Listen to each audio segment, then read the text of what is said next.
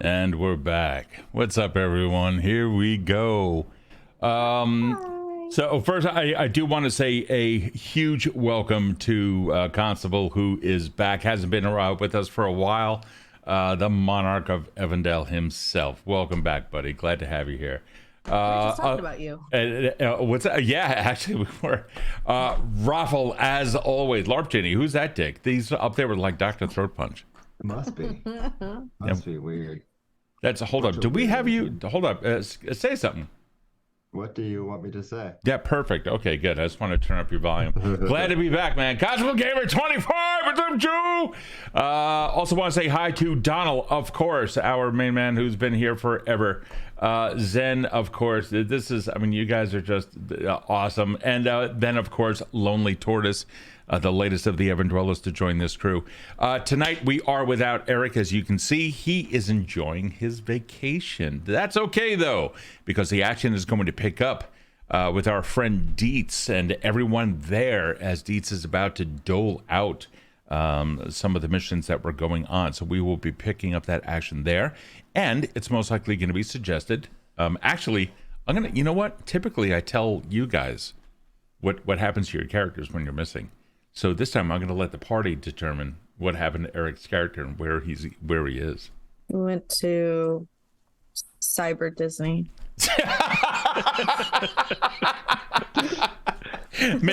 Mickey Mouse is a goddamn simulant. Oh my god, it's like Five Nights at Freddy's, but like... Oh, fuck. Well, all right. Do we have anybody saying no to that? Because I really like that. I was going to suggest the boring course of, while we're out doing crime, he is sort of running things, making sure we don't get like picked up by the authorities at large. See, that makes more sense. That makes a lot more sense. Wouldn't it be funny if he came back next week and we told him that he went to Cyber Disney? It would be pretty funny. It's all right. So final say, what is Anon actually doing? Helping us out in the background. Okay, so he's gonna be really thinking about Cyber Disney. Okay, all right, fine. So let's see. He's thinking about, and of course, if anybody out there has any suggestions as to what to do with the Non's character tonight, I would love to hear it. Who is the John Cena? Oh, that's right. Yeah, of course. Ryder Rabbit's also here. What's up? I know. And Dr. Throat Punch, where my evil chatter's at. Jesus Fuck Christ. that guy. So thinking about Cyber Disney. Okay, cool. So nice, I like it. And if we see people like storming my apartment because we mentioned the name without copyright or anything like that, they're just in black suits carrying briefcases with like FBI, open up. Yeah. Alrighty. So tonight is going to be a little bit different from here on out, actually. Or tonight marks a difference that's going to take place. Tonight, the after party is going to take place here on stream immediately after the game, after we go over the beliefs. And because of that, there's a screen that we set up where the streamer chat, or excuse me, the spoiler chat from Discord will appear on screen. And I'm going to open up the stage as normal. So those of you who are interested in joining the after party, you can, if you happen to be a Patreon member. Of course, you can talk with us. Those who aren't Patreon members, not a worry. We will still see everything it is that you're typing, whether it is here in this chat or in the spoiler chat within Discord. So this is going to be a little bit different, and this is also so that you guys who do miss the after party get to see it immediately, and we get to hear your voices on screen and everything like that. So that's a slight difference in the way that we're changing things, making it a little bit more accessible for everyone. So that's that. Let's see. And he's helping you out. Okay, so he's helping you guys out while he's in Cyber Disney. Oh, duh. Yeah, okay, working from home. So he's doing. Yeah, of course. All right. He's all uploaded in the digital amusement park. So Dietz has them. Okay. So all you guys are gonna hear, yo, what's up, guys? All right, look, here's how it's gonna work. Oh my god. That's my impression of Anon, and it sucks horribly. So, Your best. what? You did your best. I really tried. I really tried. It's look, I can do Hacksaw. By the way, speaking of Hacksaw and some of the other NPCs, if you go to World Anvil, and matter of fact, let me drop the link for this. I've been updating some of it, and yeah, let me drop this over here for you guys. No, I did it. Ah! Oh, did you? Okay, well that's I'm about okay. to. Oh, damn, beat you to it. So if you go there, you should be able to see the NPCs. If not, then we'll figure that out. But Patreon members, just as FYI, as a reminder to you, there are secret locations now available that only you can see. If you were logged in, you should have received an invite in your email a couple of weeks ago. If you haven't received it, I'll send it out again. Just throw me a DM here in Twitch or over in Discord. There's like secret locations on the stuff, which includes stuff that even the players can't see, such as the true location of the ever moving Hal's Burger. No, don't say it. Yeah, sorry, but they get to see it. You guys don't. Yeah, you guys actually have to hunt for this kind of stuff. Alrighty. Sirenscape is up if you guys want to join me over there. And I checked out some of the VODs, and it turns out that due to the way that my routing was working, that Sirenscape wasn't even making it to the stream. So you guys were hearing it, but they weren't. So let us know. What's that? Let us know, all you viewers out there. Yeah, you should always be able to hear it. You should always be able to hear. And again, I mean, for those of you that have been around for a while, you all know it's like I'm an absolute space cadet when it comes to these kinds of things. I've been a systems administrator for a number of years, 2 decades. Doesn't help. I'm useless. Alrighty. Anyway, you guys should be able to hear some sound now. Hold on. Let me just double check. Yay, they can hear sound. Welcome back. You're okay? Oh, Alex. Hey, welcome, Alex. Or so you had to deal with the tree coming down. Oh, Christ. That's not good. I hope everything's okay. Well, hopefully for you, Alex, tonight will be nice and relaxing as we, let's see, as we come into the soothing, dulcet tones of corporate life within Killian City. Having said that, welcome back to Killian City. You guys are still in Deet's apartment, and the conversation was essentially whether or not what piece of Kode's mom you guys were going to go get. Now, for those of you that haven't joined us, quick little recap for you. 4 people known as the Kill City Sinners have been going out on heists just to be able to improve their life. There's no epic corporation coming down on them. It's simply around them all the time. This is a story, a nice little piece of fiction about their lives in a massive megacity. And that's about it. Now, Kode's mom, what can you tell us about Kode's mom? Kode's mom is as close to a sinner that is trying to maintain wholesomeness amongst her family as possible. Has one of the last known cookbooks to give some good old casseroles and a little bit of those baked goods that a lot of us in the real world know as tostones, and will, when the resources are available, cook for all of her kids. However, after retirement, certain medical issues started to come up and they were not helpful, so she hasn't been able to share the love as of very recently. That also includes the lack of pension that she was promised, if I'm not mistaken. Yep, was completely contracted out due to some sub-clause that occurred because she got an illness before she was separated. So without a source of income and completely retired, things have gone just a little bit south for Madam Kode, for Mrs. Kode, for Mrs. Kode Sr., I suppose. Mm-hmm. For Mrs. Mama Cody's Kode. mom. For Mama V. Mama V. Mama V. As she's called, since the last name is the same as his father, which is Vardosyn. Zen, thank you so much. Okay, I'm gonna want to hear that again. So yeah, we're gonna hopefully end up meeting Mama V. The last little bit of info. There we go. Okay, I've got some stuff now. There we are. Okay, last little bit of info. Dietz sits back in his chair, the glow of the monitors cascading down on his face. Hacksaw still there in the corner, kind of like, oh no, he left. That's right. Yeah, Hacksaw left with Anon, and that's why they're not here. Anybody remember where they went? I thought they were going to post up in front of That's right. Mrs. V's apartment. And we then went out on a mission to get the stuff, yeah. And Hacksaw is like, oh, but wait, Cyber Disney just opened up. Can we please go? Come on, please. And that's why he abdicated his position over there. Okay, so it's actually Hacksaw's fault. No casserole for Hacksaw. He doesn't need it. By the way, there is a picture of Hacksaw. And he's adorable. There is actually a picture of Hacksaw. We finally figured it out. Dietz sitting back in his chair. Taylor sitting in the chair nearby. A shotgun leaning up against that chair. Dietz turns around, looks over at Kode, who had also been sitting at him as they had examined the monitors directly. All right. Well, now you're going to have to tell me which ones that you want. I recommend you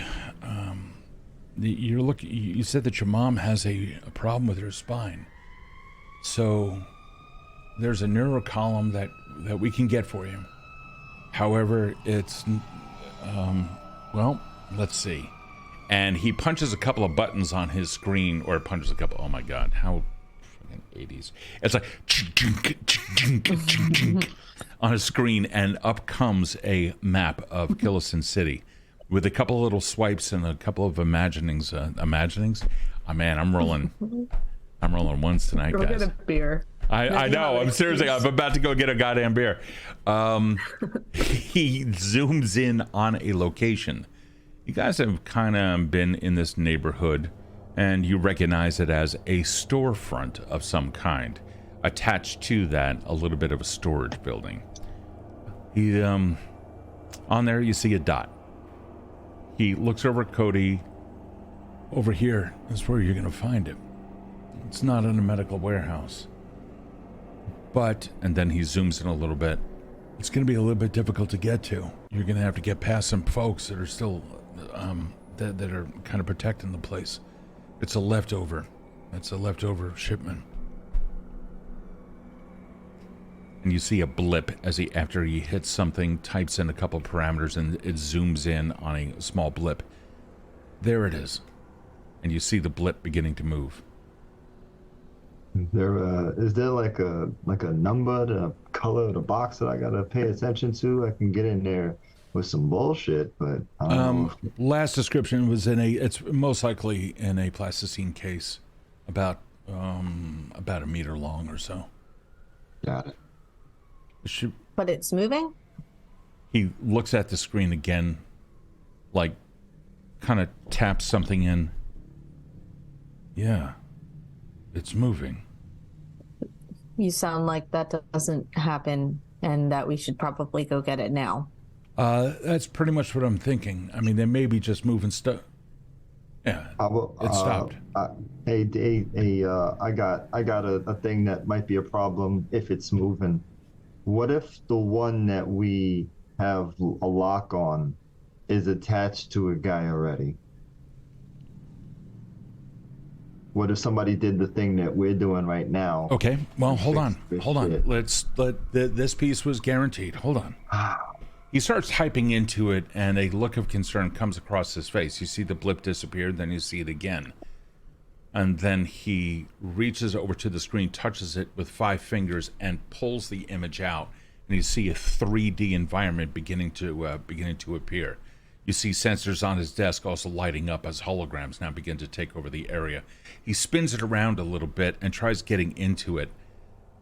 I don't have any cameras or any other sensors or anything like that in there. This is just from 3 drones which are in the area.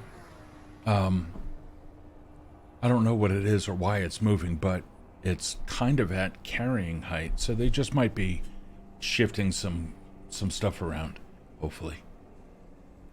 Well, we got a limited amount of time there, so, and this mask is I think it's itchy. I don't know. It's doing something to my face to make my voice sound different. So he reaches over and like peels back some of the silicone on the mask, lifting it up, and then just rips the whole thing off, including some of the contacts. Sorry. Hold on for 1 second. Taylor's like, he stands up and he goes, I got it. And he takes the mask, disappears, comes back a couple of seconds later, and you can see like a very fine powder has been spread on the inside of it. There you go. Man, Give that a shot. Put that on. Yeah, I probably should have put that on first. That's all right. Appreciate you. Yep.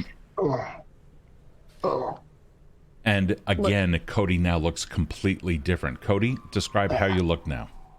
I look like a tan gentleman with a really, really busted looking jaw, scar on my face. Very indistinct. It looks like I have cyberware implants, but I don't. It's all part of the image that the mask makes. And yeah, it kind of furrowed brow. The scar goes from across the top of the head and down across the center of the face. Alrighty. What is that? It feels better. I don't know. It's still able to make contact with the muscles on your face, so it'll give realistic impressions. The servos are hidden up in the hairline, but I mean they're really, really small. They advanced this tech, so it's still a couple models behind, but it should be able to get past you, or get past for tonight. Something to keep in mind. Yeah. Again, charge is only good for 24 hours. Yeah. All right. So we should plenty of time. We'll be in and out before that, though. I'm gonna be real tired. Hey Doc, you know all about the way this stuff works. So if I'm doing something wrong, please keep me posted. Yeah, I mean these spinal implants are pretty. Oh, you talk about the mask? Well, yeah, but if it ever starts starts burning, let me know. Yeah, heard. Oh, burning. I don't need scars. It's all good. All right, what next? What next? Deets, can you like transfer the info from your monitor to Kode's glasses? Oh God, this is gonna be weird. Yeah. No, just it doesn't have to be everything. Just like the basic grid of where we have to go, and maybe if you can get the running. Kode, if you don't want it, Deets, you can send it to me. Then I kind of tap my eye. Oh, that's right. That's right. Well, hold on for a second. Wait a second. And he pushes the image back into the monitor, taps a couple of buttons, and then swipes it and like throws it right at Kode's glasses, grabs it again, and throws it right back towards Faustus. All right, you guys should have it. Zan, thank you for that. Thank you, Zen. You guys see like a Zen Corp Industries now monitoring 300 bits appear on the screen. It's like, these fucking guys have been monitoring us. He swipes left. Boring. So I got questions about that mask, but we could walk and talk. We got to go get that spine. Yeah, let's move. Okay. All right. You guys begin moving through the city as usual, and it really is. You're in a rundown area as it is. It's really not all that bad, at least in terms of danger. The heavy equipment outside is still presenting a little bit of a problem. However, the construction and other things like that is causing enough distraction that you guys are able to exit the entire region just fine. You begin exiting. You're already out of the building. You begin moving west through the city, following the direction and the path that has been laid out before you. As you go through, of course, you begin to feel the sting of rain. The atmosphere is just absolutely poisoned, but you begin, pulling down sleeves and anything else like that. And the streets once again glisten with the neon glow of the city, buildings pulsing with life here and there. Haven as an empath, you picking up on, again, some more despair that comes through the poorer sections of town, where even advertisements are still displayed.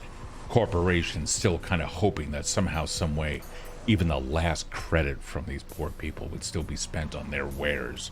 Nonetheless, through the dank city streets, you guys make your way until finally you arrive in a small section the underbarrel. And it is here that you come into a parking lot. Collapsed cars. Cars had been promised to be repaired a long time ago, but still there. Nobody can actually afford what's going on. According to your monitor, the blip is within the building. You can see the blip behind a 3D outline of the building itself.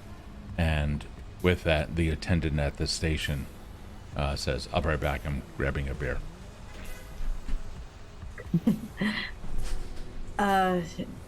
Guys, I don't know if you know this, but with the rain and shit, it gets all muddled. Everything's looking real murky. Do you have any idea?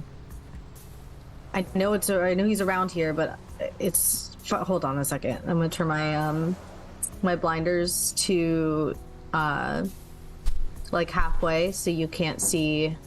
So I can't see like the tangible figures. I can only see like heat map feelings and see if that clears it up.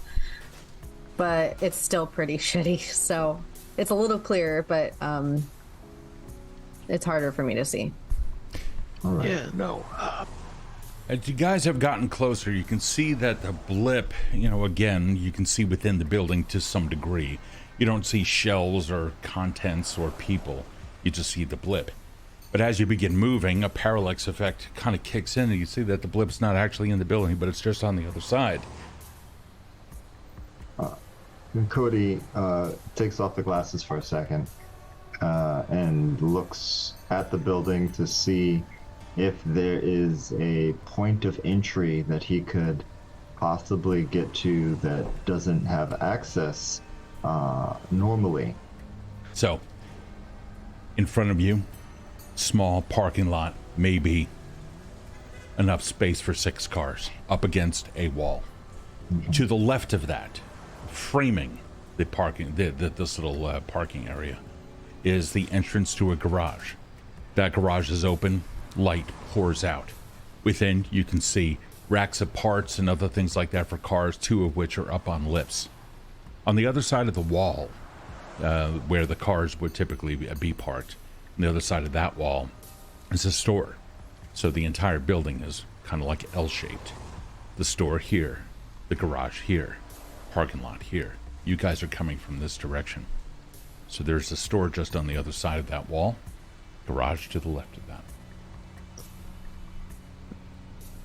Where's the blip at? Blip seems to be on the other side. Asking them. Sorry. That's okay. Doesn't look like it's in the building. It looks like it's around back. In fact, you begin seeing some erratic movement. Then you begin hearing some shouts. Hey, get the fuck off! I'm gonna kill you! You start shouts of all sorts of, like, something like that, and then hear the clang of pipe against asphalt. And you start hearing some shuffling sounds coming from the other side of the building. Cody's gonna run over there to kind of get eyes on at the corner of the building. You do. But I'm checking to see if I'm not under surveillance camera first. How would you describe your current emotional state as you run over there, just as you begin to look for cameras? Concerned. Whatever is, like, you're worried about this going tits up. I'm possibly I think that's under scared. Scared? Okay. Yeah. Give me a scared check. Gotcha. 2d6 roll for me. 11 plus 1, so 12. Nice. Wow. Your fear causes your eyes to dilate a little bit more, all the light now coming in, so you can see everything, much more of what's going on. Your nostrils flare as more air begins oxygenating your brain, causing it to think faster and faster. You can feel your heart rate beginning to increase. You get around, and immediately you can see, pointing down at the street so that it covers the front door and the entrance, and you're gonna have to pass by the store. So the entrance to the store is here. You come passing right by that, and you can see a camera pointing down at the entire intersection. You come around the corner if you so choose, hugging the wall. It may not be able to pick you up, but you do notice that it's there. It's your choice how you want to How? Just go ahead and describe it. Being completely like kind of freaked out by it, but I'm gonna move like I'm trying to smoke a cigarette, but I hug the wall while doing it to avoid the rain. I'm gonna keep trying to go over the little lip and then round the corner to see if I can see what's going on, signaling to them that there's a camera above on the corner. Okay, I'll mirror his like minimal frame up against the wall. Okay. So again, there's a glass storefront, and you guys are passing directly in front of it. Yep, that's fine. Totally cool. Totally cool.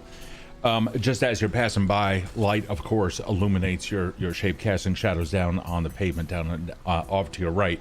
Nonetheless, there's maybe two people in there, and both of them are just kind of like talking. One behind the counter, one in front of the counter. The guy behind the counter is just kind of like, he doesn't really give a shit. But you come around the corner, and you see 5 individuals, 3 of which are down on the ground, and the remaining 2 are facing it, or are just facing off. The one who is holding a pipe is beating the snot out of the other one who's remaining. The other 3 on the ground are decimated. There's one guy already clutching a misshapen arm. You could see you see wires coming out of it, and it's all janky. It's completely broken up. But this guy is, now that he's one more swipe, bam, straight down on that guy, and he drops. And you see a pool of blood beginning to form, mixed in with some oil, and he starts going through all of their pockets. Does he have any gang insignia on him? Yeah. You see on the back of his leather jacket, it's a scorpion. The neon scorpions. I fucking knew it. I knew it. I look back at Haven A. I hate these fucking assholes. They hang out, try to pick off a lot of the folks that come into the club. And, you know, most of them have security, so it's not a problem. But they catch stragglers. They're really good at swarming on you. So these probably aren't the only fuckers around here.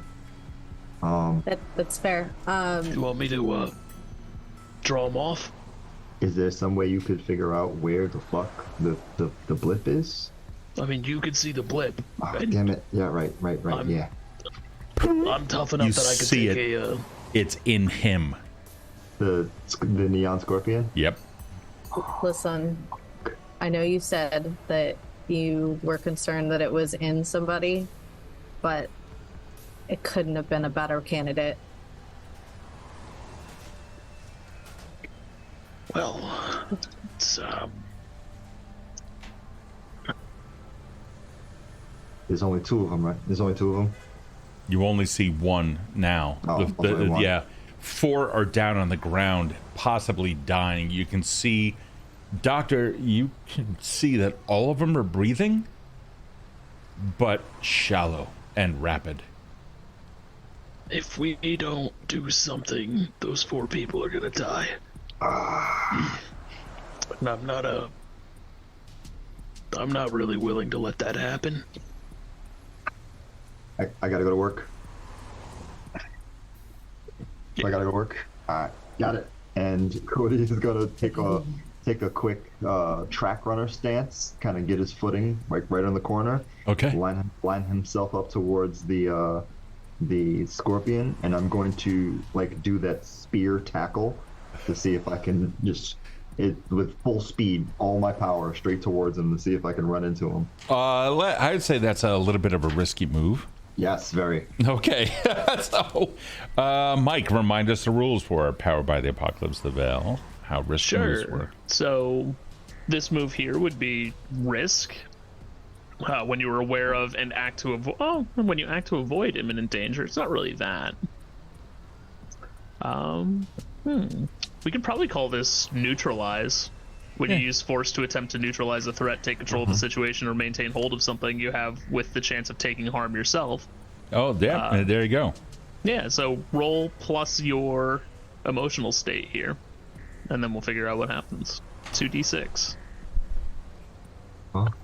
Whenever I go into I have to go to work mode, I am activating all my perfect living tissue muscles, nothing enhanced, because I'm gonna show you why I work out every once in a while, and so I'm adding to powerful for that. Okay, cool. Oh man, that was a good description.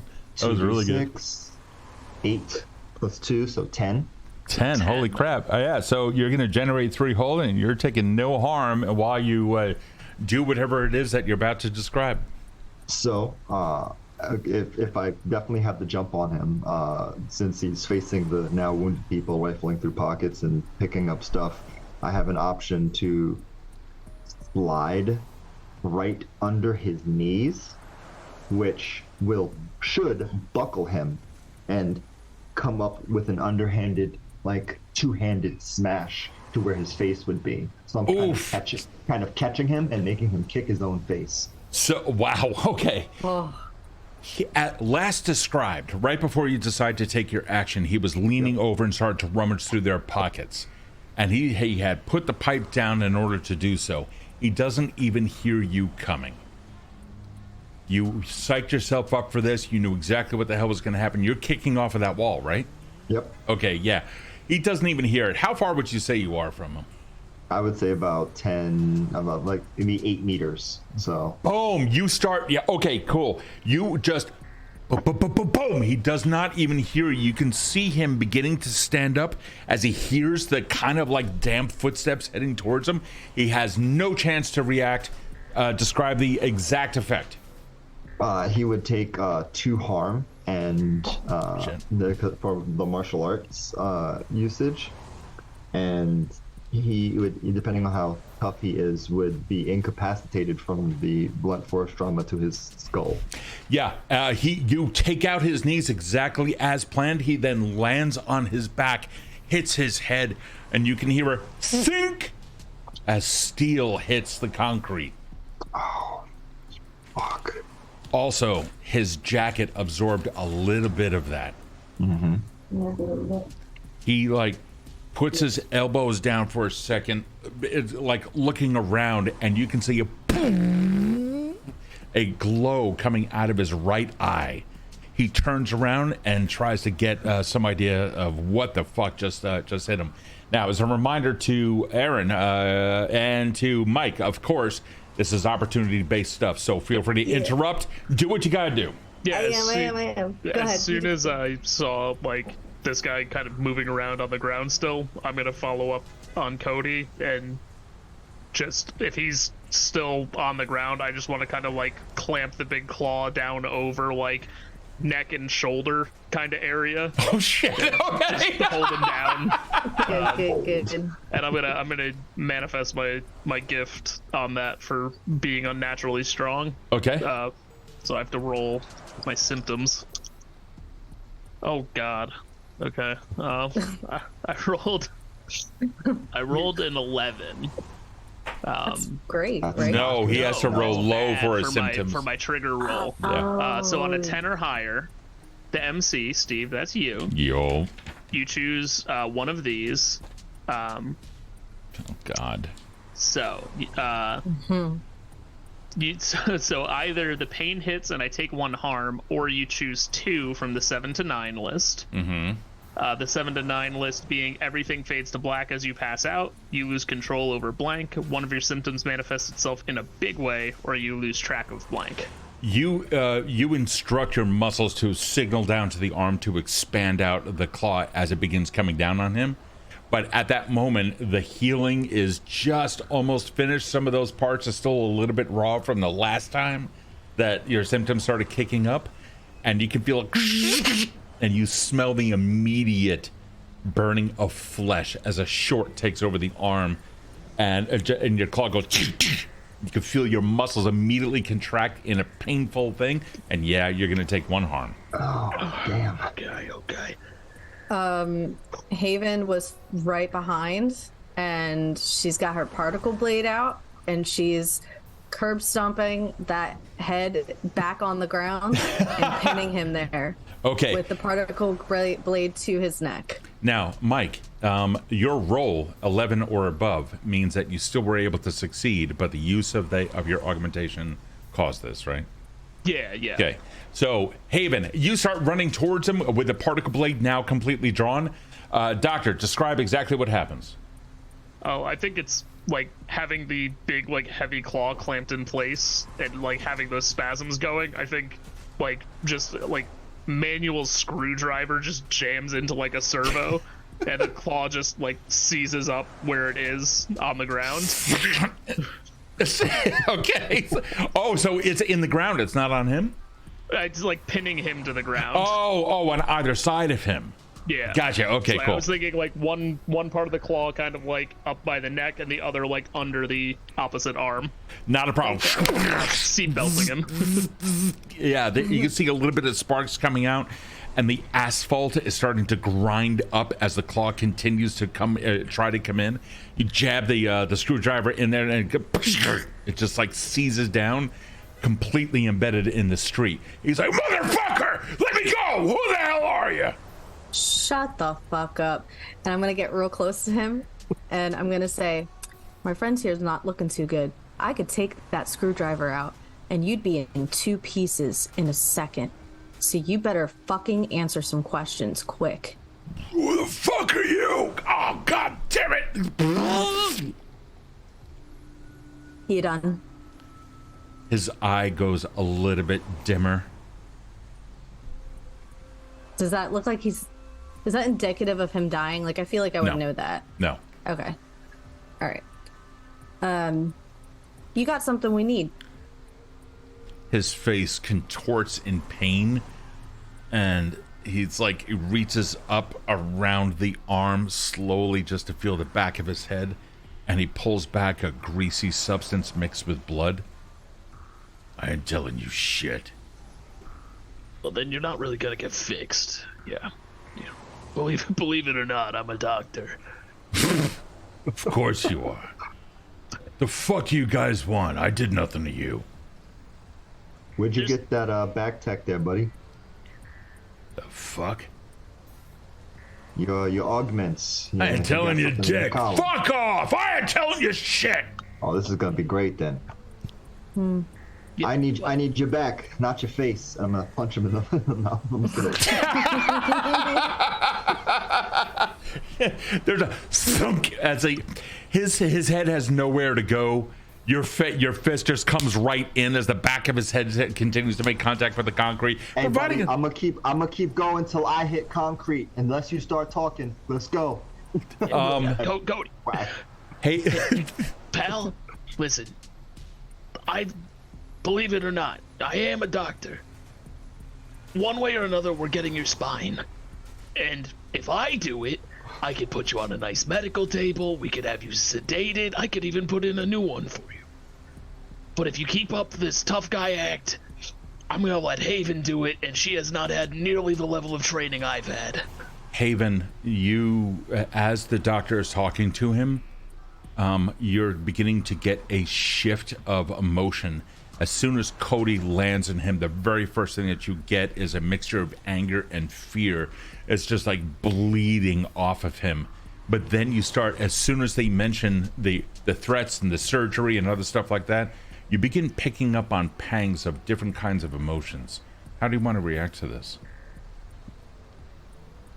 I'm gonna hold up a finger to the guys. I'm gonna say, hold on a second. Yeah. He might be a doctor of the physical body, but consider me a therapist for a second. What are you feeling right now? Is there anything that you're using to assist in this? No. Okay. Fuck no. I'm not wasting it on him. He kind of gets a confused look on his face, like, what the fuck? On the street, no one ever talks about emotions or feelings or like on the street therapy. He has no idea how to respond to this. Fuck you, cunt! Oh. Bam! Oh, fuck! Kode, Yep. if you continue, you're gonna take 1 harm. Mm-hmm. Okay. Yep. See, that's a problem. I have a problem with you. You can I'm gonna- tell that he has a good amount of defenses up. Yeah, I'm gonna put I'm gonna press my particle blade closer to his neck. See, now I just asked you a question. I didn't realize you had the audacity to call me a cunt. These motherfuckers are trying to rob me. I bought this gear. This is mine. And did you buy all the stuff in these guys' pockets? You're talking. They were trying to fucking rob me. Oh yeah, I'm sure that's why.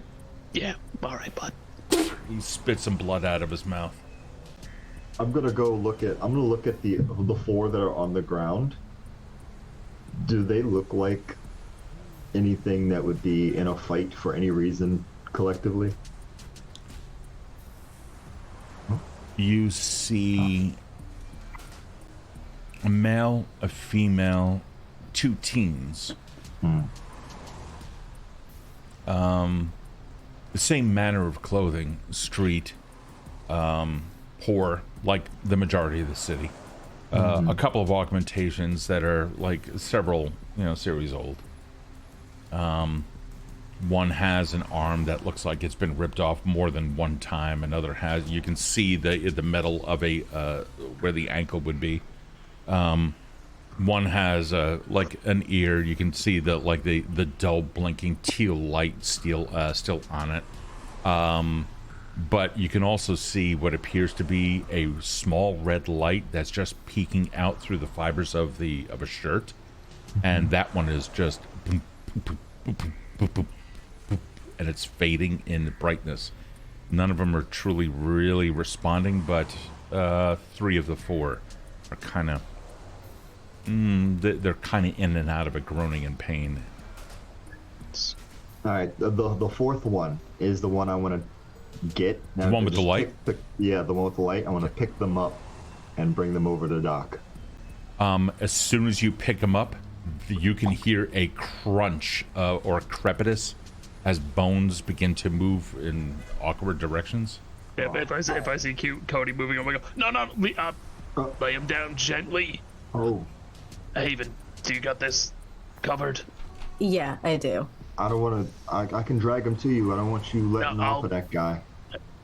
With you two there, I'll be right over here. Okay? Don't worry, he's not moving. I pat him on the shoulder and go, now this is going to be some surgical precision.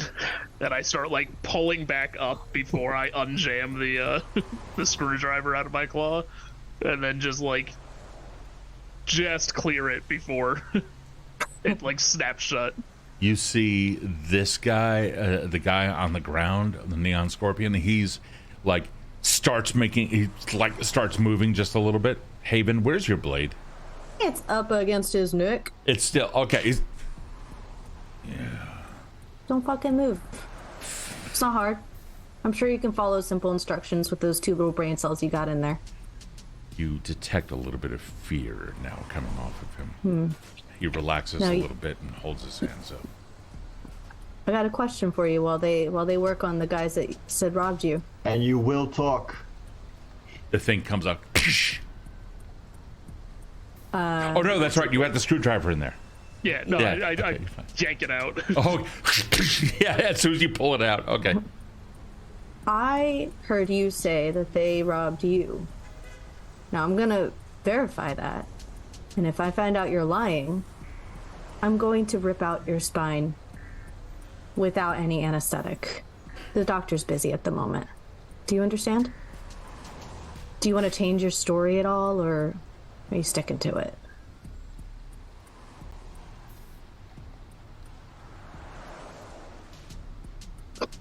They got parts I need. Which ones? He lifts his head up, and there's a singe of flesh just as the blade kind of touches him just for a quick second. And he leans back down. I can't fucking see them. I don't know which ones.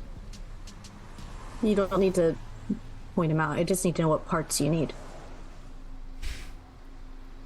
The base of my spine. One of them has a controller. Do I know what a controller is for a spine? Like, Yeah, is that common knowledge? it's older tech.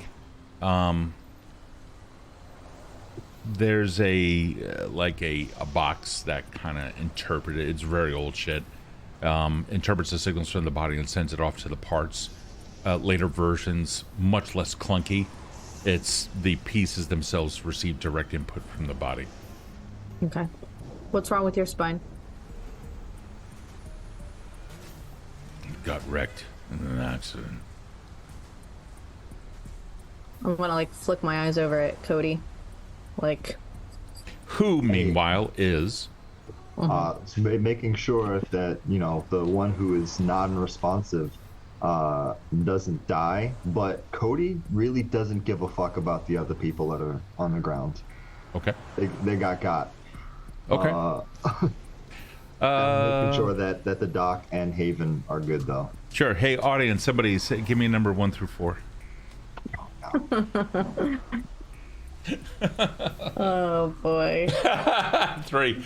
Okay, cool. Hold on. Sweet. All right. Alex 3. Nice. Alex got 3. So there's a it's the man that you happen to be working on. He's not doing too well, but the other 3, the woman and the 2 kids, they're kind of in and out. One of the kids is straight up unconscious. Okay. Doctor, describe what's happening with you. I'm like reaching into like my bag that I keep like my medical supplies, and I'm just pulling out like fistfuls of like sterile wrapped gauze and handing them to Kode. I go, listen, anything that looks like it's bleeding heavily, you put one of those on there, and then I pull out like just like medical tape. I'm like, and you secure it on there tight. We're doing triage, and I go over to the kid who fell unconscious and start trying to like make sure that they're stable and not going to die. Yeah, can you roll your emotional state plus whatever you need?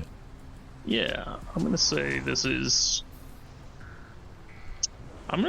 sad, because this is the kind of medical work that the doctor does. Is like somebody comes in and says, hey, my whole family just got jumped, can you please patch them back up? Where are they? They're 3 blocks away, lying in an alley. Yeah. And the fact that this is reality in this city is like, the fact, like, at first he's like almost peaceful with it, and then that realization makes him upset about it, of like, how is this what I do? When you take out the package of the gauze, it's usually like a piece of paper or something like that. It's like, you know, it's like a sealed envelope of paper. You just pry it apart. You can see plenty of advertising information on there. None of it is about actual use or anything. In fact, you see like an advertisement for car parts on the other side. Speaking of, there are 4 headlights coming your way, a double stack.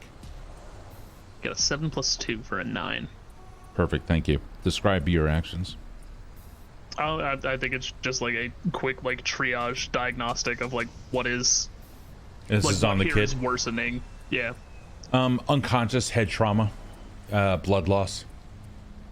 Okay. So I, stop the bleeding as best I can. Yep. And then pull out just like, I imagine there's some kind of emergency blood infusion kit. Yeah. You have it's the compressed canister of plasma and stuff.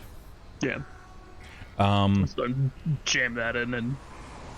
You line it up. It's not a problem. You do manage to completely stabilize him. That's fine. The other child will also live. There's a couple of people have started to gather, and they begin looking. And one of them comes over, looks straight down at the guy with the leather jacket with the knife pressed up against him. Just kind of stands back, crosses his arms, and like walks away. There's no insignia on his back. He's not wearing a leather jacket or anything like that. He just looks like a regular citizen. Okay, I'll keep an eye on him, but not actively, just kind of sense his feelings, his apathy. Okay. Keep tabs on that. Yeah, he seems a little bit apathetic about it. But Kode, what are you doing? I'm doing what the doc says. You got me rolling up gauze and stuffing it on certain wounds. I'm basically aiding him. Okay. Due to the doctor providing you with some instructions, we're going to say that the wounds are. I mean, he has broken bones. There's stuff that is he's going to need surgery, but at least he has some care. He's a little bit stabilized. At one point, when you began to pick him up, you saw something. Mm-hmm. Kind of want to maybe, you saw a scar on the back of his neck, just at the top, just beneath the spine, just beneath the skull in the occipital region. Meanwhile, the rain starts picking up. Do I don't think I have access to like internal comms like everybody else. I'm gonna, when I see that they're almost done, I'm gonna say, one of you guys call back to the guys and ask if they have a controller. I got it. Cody taps his glasses to get in contact. Hey, can you hear me? Hey, yeah. Hold on. You're a little. Hold on. Yeah, go ahead. The rain is buggy. Yo, you got a controller for this? You know how we could get a controller for this? Helmet's wrecked. The helmet's wrecked? No, the spine. Oh, the spine's wrecked. For who? The spine. Is there a controller for the spine? Is there a controller for the spine? No, that model doesn't need one. Yeah, but the shithead that it's in needs one. Oh, hold on for a second. Got you. And you can feel it disconnect real quick. So wait, really quick. The spine that he said needs a controller doesn't need a controller. Is that correct, Steve? You heard what you heard. Yep. So basically, he was lying. Okay. What'd he say? So not compatible. Basically, the thing that we need doesn't need that thing that he's talking about. So he lied. How far away are you from him? Me? Any of you well, basically, yeah. You know what, Cody? You specifically, because you said that stuff. Mm-hmm. How far away are you from him? I'm like a spitting. I'm spitting. Oh, okay. I'm dealing with I'm helping the doc with the healing. Gotcha. And wrapping that up. Alrighty. He looks over and he goes, "No, my controller is not for that. My controller's not for my spine. It's for the other parts." You just said it was for your spine. Which is it? Do not lie to me. Yo, Haven, real talk. Do we need him alive? No, we don't. All right, so I mean, I would prefer to keep him alive. We don't need to kill him. You're a little busy at the moment, and I'm the one on top of him. So, do you want to be alive? Yeah, the fuck? Yeah, of course I do. So tell me the truth. I already told you, I don't need it for my spine. I don't need it for the augment. I need it for my spine. Right, so you have I look at you the have doc, the new stack that we need in your back to make up for the fact that your shitty spine that it's on top of needs its controller fixed. Yeah. Alright, that sounds like a job for a doctor, not mugging. Get your controller repaired. I can't get my fucking controller repaired, dickhead. I ain't got no credits. Get a fucking job, bud. Dude, I've had a fucking job for a long... He leans up against a particle plate. Fuck. Don't do that. Don't do that. Spit and blood coming out of his mouth. Hey, buddy, you see all this work that you're getting through to be a tough guy, right? There's a sign right there. Fucking Synergize Inc. They're hiring. They literally square your shit away. Maybe that was a better idea, but I'm not here to counsel you. I'm here to get that thing that's inside you. So, what are we doing? Because I'm done talking. I'm looking at Doc Faustus.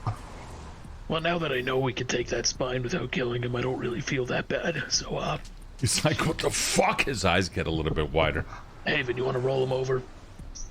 Yeah. Jesus Christ! And he's like, he swats right at the arm holding the blade.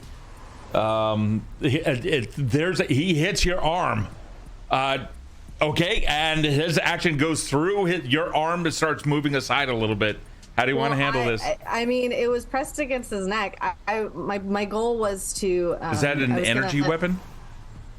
It's a particle blade. It can be whatever it wants. I think we've been saying it's a burning. We've been kind of indicating it burns. Sure. When he presses up against it, so the assumption is that it's not actually making contact. It could be like a millimeter away from him. That's fine.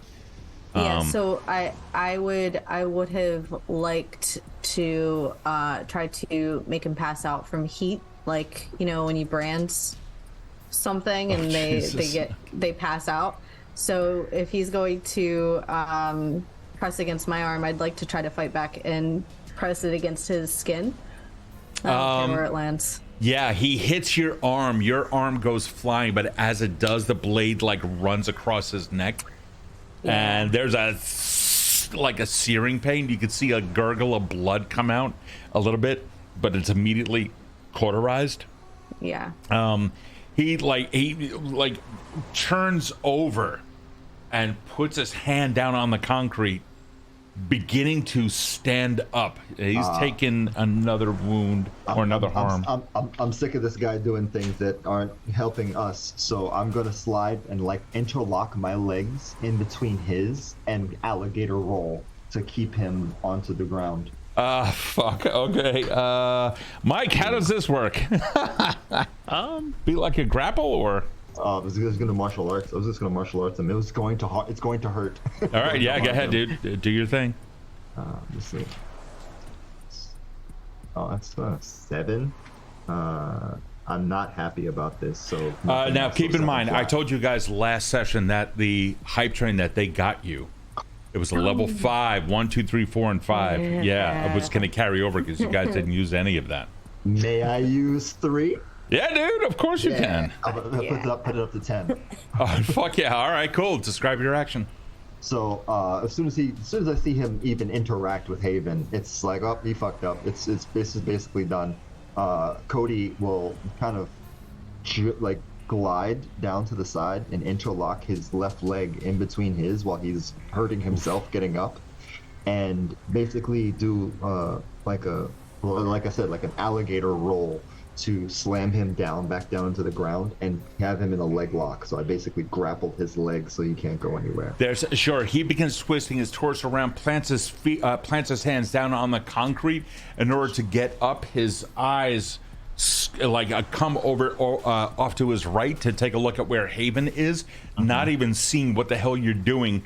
Haven, all you see is this guy's face kind of go, what the fuck? And all of a sudden he just goes, bam, and he flips down. He's now completely on his stomach.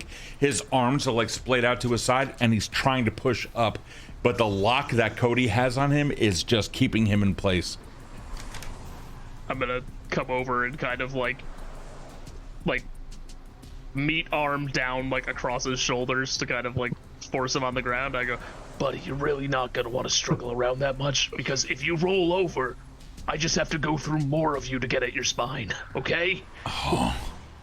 Okay. Jesus. I would say that you have the upper hand on this. All right. He's like, fuck you! You're not gonna take my hogs! Well, then I'll start with your legs, and I'll lean back on his legs to add some pain centers that may happen there. Do you don't have any equipment on you, do you? You have no augmentations or anything? No, I have just my strength, and I have my yo-yos, which... I'd say you're better trained than him. Okay. Yeah, we're going to consider this. Now I'm reading how all this shit works. Mike, this would be a duel, wouldn't it?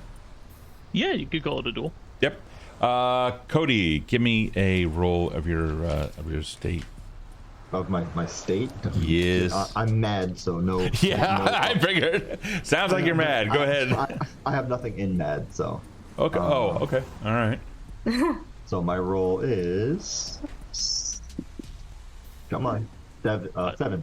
I would like to help him if I can. Yeah. Oh, the aid, yeah. I would say you can. Yeah, that's not a problem. Yeah, let me just give it a shot. I'm also mad. Okay. I got with my mad. I also got an 8, so that's a hit. So I do give him a +1. Okay, go ahead. But I also expose myself to danger, retribution, or a cost. Okay, cool. So let's see. Alrighty. Kode, you have a total of 8 now. Is that correct? Okay, so you both are generating 2 hold. Mike, can you describe hold for everyone? Sure. Hold is just like powered by the apocalypse's general term for counter to be spent or point to be spent on an upcoming outcome. Okay. Kode, so you currently have 3. And when are they dismissed? Usually at the end of the move. If it's anything longer than that, it'll say take +1 forward or something like that. Okay, so there's no forwards on this. So Kode, you have 1 hold. Mm-hmm. Okay. He also, or excuse me, you currently have 2 hold, rather. Sorry. Yeah, 2 hold. What do you want to do? Do you want to inflict harm? Yes. Okay. Yes. Alrighty. You start cranking down on him, and you realize he's got some equipment on his legs. God damn it. You don't have, you definitely don't have advantage on this. I would say, however, that you do have the upper hand. That's right, yeah, and you do have a forward because that's a yes on that, and I would say that you are better trained than he is. So yeah, so you would have a +2 forward. You guys also have a 2 hold on that. You get that? There is a cranking sound. You realize your situation. You apply your expertise to it. Describe what happens. So whatever mechanism, wherever the mechanism is in his arm, in his leg, I'm trying to locate it by doing slow motions until I find where the meat is. And wherever the meat is, I give him an additional knee. So he can no longer function in one of those legs. So you find out exactly where the equipment limits are and where the meat is, and not a problem. You crank this thing, and you can hear it.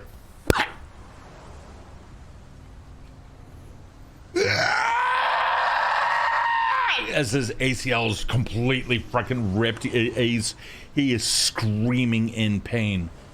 Haven. Mm-hmm. You've been attuned to emotions recently. Mm-hmm. What kind of defense do you have against such strong things? I don't really. Mostly my self-restraint. I could turn it off. I could turn off the colors I see. Sure. To prevent that kind of sensory overload, almost. Maybe that's something that you want to do. It's totally up to you. But yeah, there's a bright... I don't think I have time for that when that happens. Like, when he screams, I think it triggers like an auditory overload. And Oof. I'm not going to be concentrated enough to turn my blinders off. Give me a role play on that. Okay, so he screams. Ah! Fuck! Shut him up! Shut him up! Shut him up! Shut him up! Shut him up! Shut him up! All right. I do the opposite. Are you cranking the other way? Yep. Oh, God! If he's still screaming, I'm just gonna bing the claw down on just like the back of his head. You have advantage on everything. See, we didn't want to work on the other 4 I rolled a limbs 10. yet, homie. Describe what happens.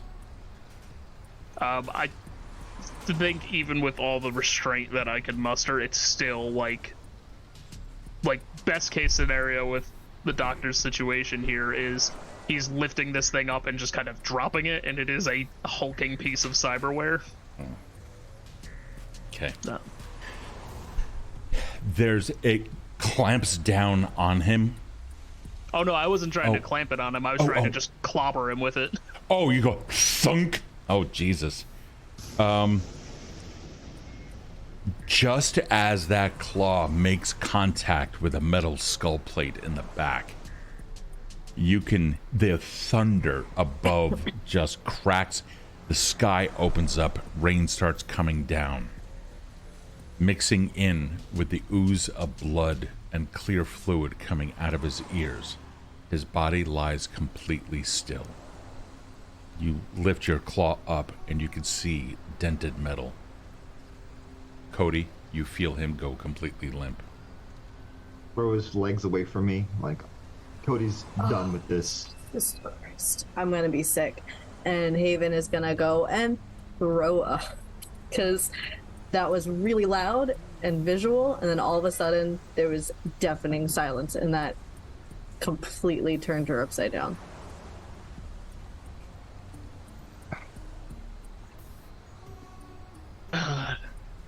Well, I guess, Kode, you want to go make sure Haven's okay? Yeah. You got this, Doc. Yeah. But I gotta Alright. flip out like my suite of surgical tools that are in the claw. I'm assuming Haven went off to throw up. I'm gonna step over the mother. Like, I have no time for anybody right now. Yo, you good? Yeah, that that was bad. Are you sure? Yeah, it's not. Listen, it happens more than you'd think, Yeah. and more than I'd like. Yeah.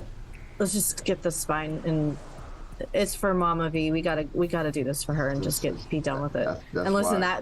that fucking asshole's not gonna bother us again at the syntax, so you're good. Listen, we got like 3 more things to do, or 2 or 3 more things. We got more shit to do. So, Doc, I hate to rush you, but he's out. I don't know how the heartbeat thing works. You're the doctor here, but we need one thing. Let's keep it moving.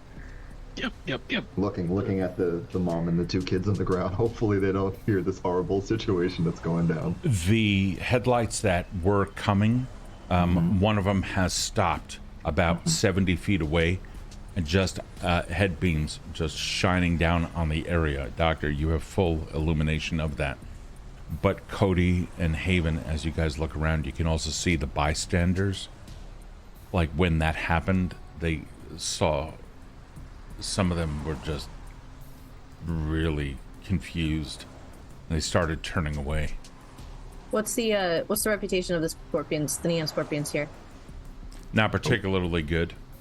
They're known for a variety of crimes in the city. Great. I assume that the jacket is off, that it had to be removed to get a better... The doctor is doing everything that he needs to do, so I defer to you, Mike. I think in the interest of kind of quick and dirty surgery, the jacket is off in as much as I cut just like the middle strip of it out. Oh yeah, not a problem. Cool. So Cool, there's I'm gonna probably take just that. a big leather strip with like a scorpion on it off to the side. Okay. Yeah. As this I'm guy gonna wears pick that a up. reverse vest. Jesus. Neon scorpions are known for extortion, protection rackets, and illegal cyberware trade. Okay. I'm gonna go over where the headlights are. Not too close, just enough 70 so that, feet they are, so how close do you want to get? as close as I need to be so that the jacket is illuminated for the bystanders. Yeah. You see some people nodding. I'm just gonna hold it up and be like, Hey, we don't have time for this. I'm gonna toss it and walk back to where I'm going, like Yep. to the guys.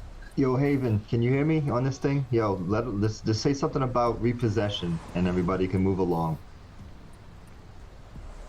This is a repo job. Nothing to see here. Go back to your families. Be safe. There's a couple of people that are kind of confused, and they just kind of like, okay. In Kill City, when a voice of authority says something, it usually means do it or die.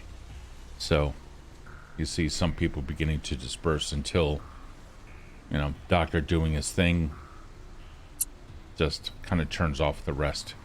There's still some that refuse to leave, more out of curiosity, kids on bikes and other things like that.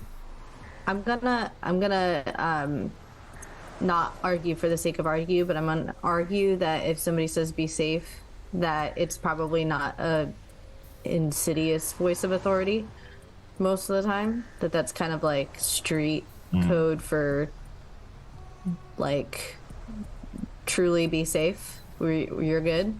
So when I'm gonna purposefully say that at the end as a like I'm not telling you what to do, but you're gonna be in more danger if you hang out here. They see some of them. One of them looks down the street behind the headlights, and you can see up on the buildings some flashes of red and blue.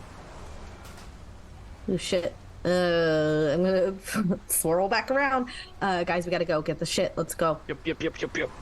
Doctor, you've been working on him now for some time. Tell me what's up. Yeah, I think the spine is extracted. Yeah, I'd say so.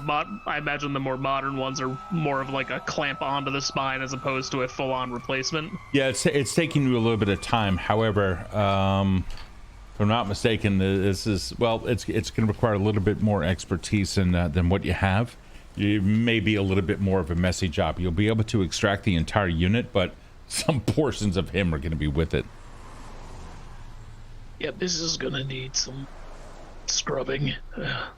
Hey, Doc. I see red and blue, and I see that you have a majority of that out. I'm going to kick the rest of him away from it. Is that all right? I would really rather you didn't. Mike, give me a state roll plus whatever you got. You can have, I'd say that you are trusted and reputable to everyone else, but that's not really going to apply here because he's dead, and therefore doesn't really have much of an opinion on you. Oh, he's dead? Oh, he's the guy. Yeah. Oh, yeah. If he's dead, then Yeah, you crushed his. Yeah, you crushed his I head. didn't know if I just knocked him. He had a big metal skull. He did, and that's why I went. Bink. Knowing he's fully dead, I'll go right. Yeah, then kick him. Oh, Yep. I'm gonna basically, while the doc has the portion of his spine out, which was very delicate at first, I'm gonna grab the part that is closest to his body and literally kick his body away from the rest of it. Jesus. Okay. You received no bonuses on this. Let me see if there's anything else going on here. Yep, No, still buddy. pissed. Go ahead and roll. What do you got? Yep, still pissed. So and I have no. Oh no, this is for Mike on the extraction for the exact gotcha. surgery. And how you feeling about it? Scared, especially because I rolled 2 1s, so a 3. Oh shit. If you don't mind, describe what happens, including your emotional state and how that affected it as the police begin rolling up on you. I think the police rolling up on me, that low of a roll can only be attributed to a cybernetic malfunction. So I think I do get the spinal augmentation out, along with this guy's spine, as the claw just kind of clamps and just like sub-zeros this guy. Oh my god! Like everybody's being like, hurry up, police are coming. It's like, yes, I'm working. And then just Jesus Christ! The lights, red and blue, are now everywhere. You can see the faces of the bystanders disappearing between black and then red and then blue and then shadow again. More and more police are coming, and now you see headlights on the because you guys are in an intersection. We're going to say it's like an L-shaped intersection, or rather it's a curve. Okay, you can see lights now also coming down from the other way. The shopkeeper that you saw in there is doing this, and he's looking at you guys while standing in front of his place. Now, having said that, directly across the street from where you guys are, where many of the bystanders are, is some scaffolding due to some recent renovations and other things like that on the building. The scaffolding has been there for 30 years, and no fucking corp has ever touched this building since. Nonetheless, scaffolding is there on this forgotten repair job. Shove the spine into Cody's hands. Yep. They go, You and Haven go up the Yep. scaffolding. Yep. Yep. Hey, Bye. you better keep up. I got it. I want to do my thing, my signature thing. I burn a humanity to parkour. Parkour. Oh, you parkour up? Okay. Yep. All right. Yeah. Let's see how good I am. Oh, Jesus. 9. So I'm gonna use the +1. Yeah, dude. There's your 10. Okay. And the feature I will add to it. Oh man. I think that's the one that allows you to not be traced. Okay. That's the primary one I want to do. I think I get an additional one, but I don't really care at this point because I have to find it in the text. Okay. All right, Doctor, while Kode disappears, actually, let me go down to Haven because you spoke with her about that. Haven, what are you doing? Leaving. I'm gonna try to kind of mirror as many of the same moves as Kode, but in the simple way, in the parkourless way. Wherever, like, I want to try to find a path that's as similar as his path because I know what's safe. Yeah, I'm leaving. Goodbye. And you don't have parkour, right? I don't have parkour. Yeah. I don't even think I have any kind of evade move or anything. Okay. There is, all you hear is... He's trying to leave. Take him down. And there's our... And there's... You just see blasts of molten steel start coming off of some of the scaffolding just as you begin to get up there. Kode, what's your emotional state? Now I'm scared because if rounds are coming off at me when I'm dipping, leaving no trace, no trail or trace behind, and I apparently get to choose 2 more, and I can choose escape an enemy twice. So yep. I'm going to use that twice. So well, it's all right now. Cool. Now you had something else that was going with you, which allowed you to do this undetected. Correct? Yes. Okay. Just as you go up there, continue fire. Unregistered surgeon. Hand up. Meanwhile, say that again. I couldn't hear it. Oh, it was sorry, it was unregistered surgeon. Hand up. Yeah. All right. And I pick up the heaviest thing in this little L shape that I can. But I kind of just give like a quick like, all right, to Kode and Haven. And I want to walk out of there and throw it at the first urban control unit car that I can see. That's exactly what they are, and you can see that it's Metacorp. So yeah, it's that they're here to reclaim parts, probably yours. Kode, all of those shots are going where you were last seen. You don't have to do anything in addition. Okay, so those other 2 things that we're going to do, you don't have to worry about that. Okay. Haven, you try going up in that area? I do. When Mike, what did you say you threw at the car? Whatever the heaviest thing in that alley that I could find was. A dumpster, maybe. Fuck, okay. We'll say. So you guys, you've been operating in the middle of the street, right? I rolled a 3 on, plus a 5 on my symptoms check, so that doesn't manifest. Okay, all right, that's cool. You've got you have some equipment, which is just some garbage and other shit, which is over by the store. We'll say that's about 10 feet to your left, and over in the just across the street where some of the renovation of the building has been taking place, you also find some equipment there. Which way do you want to go? Kode went off to the right and up the scaffolding. I'll go the opposite direction that they went to. Cool. So you go over to the store. There's something there. One of them, you manage to get over there and start picking this thing up, and there's like pew pew. Like they're trying to take pot shots at it. Meanwhile, the car with the headlights that's still about 70 feet away from you, the lights go off. You throw that thing. Oh boy. What do you have? Shit, I'm caught at a loss. Describe what you're gonna do, or the effect of it. I'm really trying to divert their attention to me. I'm not aiming to actually like harm or kill anybody with this. I'm looking purely to crush a car or do something that'll make them go, oh shit, follow that guy instead. Okay, so you're trying to create an opportunity for someone else using divert. All right. Yep. All right, cool. Did you roll? No, not yet. That is a 7. I'll use my +3 from the hype train just to Dude, yes. All right, so your 7 goes up to a 10. So you're able to slip away as one of your options. They can become confused or flustered. You can glean a flaw or weakness of theirs if you wanted to. You can also create an opportunity for someone else. Yeah, I'm gonna create an opportunity for someone else. Okay, for who? For Haven. Perfect. So Haven, and then you'll be able to pick 2 more. Haven, just as you begin to move, you hear a crunching of metal as the claw clamps down on a nearby mic with the thing that Manhole? goes like this. No, Manhole it's cover? No. Dumpster? Yeah, a dumpster. Thank you. As you begin tossing this thing, they go, shit, redirect fire! Off of that. What are the other 2? I would like to glean a flaw or weakness.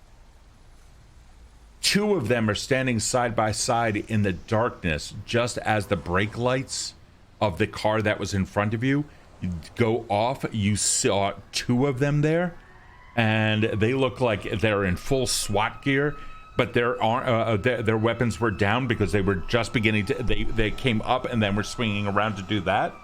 So you see them coming down. They are a prime target for that thing. And then I will, for my third option, take you are able to slip away. Fuck yeah. Describe everything, and I'll describe their reaction. So, grabbing the dumpster, kind of just step around the corner, whip the dumpster at a car, and in the ensuing chaos, I guess break through the window of the store and out the back door if there is one. Sure. Yeah, you do. You manage to pick this thing up, and as it goes flying, the car that's been like 70 feet away, they're behind that. So we're going to say that you did exceptionally well with that 10, and that thing goes, it's like flying a little bit of a distance. The car slowly moves forward a little bit. That thing lands where the back of that car was. And you just see 2 of them, holy shit! And they lift up. All you hear is fire! And there's just a blast of energy all around the place. Meanwhile, you bust through the window just on the side of the building. You can see the shopkeeper just on the outside as you pick yourself up, dust yourself off a little bit. And he's like, fuck! And he's like looking at you. The other guy who was in there doesn't even know what just happened. He just ducked down. There is a door further into the store and off on the right-hand side, which will take you into the garage. Do I need to get a key from you to go through there, or what? No, you can see that the door is actually slightly ajar. That's not a problem. It was just patter. I was already moving towards the door. Gotcha. Okay, cool. He doesn't know anything. You managed to get inside there. Meanwhile, Kode, where are you, buddy? Home. At this point, I'm dipped. Probably somewhere along the lines of the back alley, a block away, tapping my headset with a goopy fucking spinal column in my arms. Haven, I know you empathize well. I hope you empathize with getting the fuck out of the situation, because that's where I'm at. Hey. I got one more thing. I'm heading back. I'm getting out of cover. Okay. Yeah, Kode's gonna like look for someplace a block further away to hide, maybe like a dumpster or something, until I get contact from them. Okay, thank you. Haven stayed at the top of the building, or the top of the scaffolding, and I kind of like have a visual of what's going on down there. And as soon as I almost said Mike, as soon as Doc dips and is out of sight, I'm assuming that besides like a couple like collateral damage bystanders, it's mostly UCU. And I'm going to turn off my blinders halfway, so it's just a motion. I can't see any physical forms or anything. It's just like a thermal imaging map of everything. And with the rain coming down, it's all kind of like murky and like watercolor together. And I kind of like take a breath, and I feel the rain as it slowly burns through my skin. And I just say, doubt. And I'm going to sling through the rain, which I think I had 2 flow from last time. So I'm going to expel all my flow. Okay. Sling through the rain, the feeling of ashamed. And it's going to fall on the like little mini missiles of doubt onto the police, and make them kind of like reevaluate if they should be there in the first place and like what their life's purpose is. Jesus Christ. Okay. Give me a state roll. Yeah. We're gonna go with It's roll plus flow. what is doubt? How are you Shame to feeling? Sad. You're gonna go with sad? Yeah, it's gonna go with sad. I think everything could have been avoided if the scorpion wasn't such a dick, and the ECU don't make it any better. So I'm gonna go sad, and I think that's a +2 for me. And where's my D6 roller? Where's your It is right. what's your flow? Yeah, 2 flow, you I said? have 2. I had 2 float. So when I do it, that means that I expend it all, so I don't have any more now. Okay. So 9 + 2 is 11. Hold on. Is it plus flow also, or just stat plus flow? It's your state roll plus flow for sling. Okay, so it's 11 plus flow. And so it's on a 10 plus, so yeah, you're over 10. Yeah, so 13. I get 3. Okay, so everyone. wait. Sorry, I get 2. Yeah, if it's 10 or above, it makes no difference what the number is. If it's 10 or above, then you're totally cool. So you can spike out an emotion of your choosing to everyone who's around. We'll say that since you have eyes on and you've been emotionally invested in the scene, that, yeah, you'll be able to hit them. That's not a problem. You can exclude someone from your sling if you so choose. You can also avoid suspicion or notice, and you'll be able to pick 2 of these. You can also inflict 1 harm to anyone around you. So is there anything that you would like to do in particular? Yeah, I'm going to spike that emotion to everybody in that's present. I think Doc had already left the building, so he's safe from the guilt rain. Okay. And so I'm not going to do that. I'm going to avoid suspicion or notice as I leave. Okay. All right. You do that, and there's a little bit of confusion that's going around. You also see some of the bystanders. They begin doubting everything that's happened. They're not feeling good about any of this either. You see a general pall fall over the crowd, and then you dip. No one sees you. It's a crack of lightning comes down and illuminates the rooftop where you used to be. And just as the last of the police begin looking around, kind of going, what the fuck? They see nothing, just as that lightning hits. Meanwhile, the doctor in the garage, looking around, you can smell copper on your hands and on your claw. You look down, you can see blood where you had intended none to be. Your surgery was supposed to have gone, and you know that death could have been avoided. Sure, he put up a good fight, but he's dead now. You have handed a piece of a dead man through sloppy surgery over to Kode, who is now in parts unknown. Doctor, what are you doing while you're in the garage? I think despite the overwhelming urge to kind of just slump down to the floor, recognizing that I need to put distance between myself and the scene, I'm going to try to quietly slip out a side that had like less presence at last notice.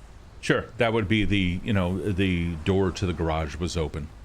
So you dip out underneath a couple of cars, or duck out underneath a couple of cars and get out that way. The street itself reflecting images of your face as you look down just really quick to see where you're stepping. You can see your own reflection in the puddle. It's a look of disappointment. You can see images of surgeries that you performed, all of them. Did they ever actually mean anything now?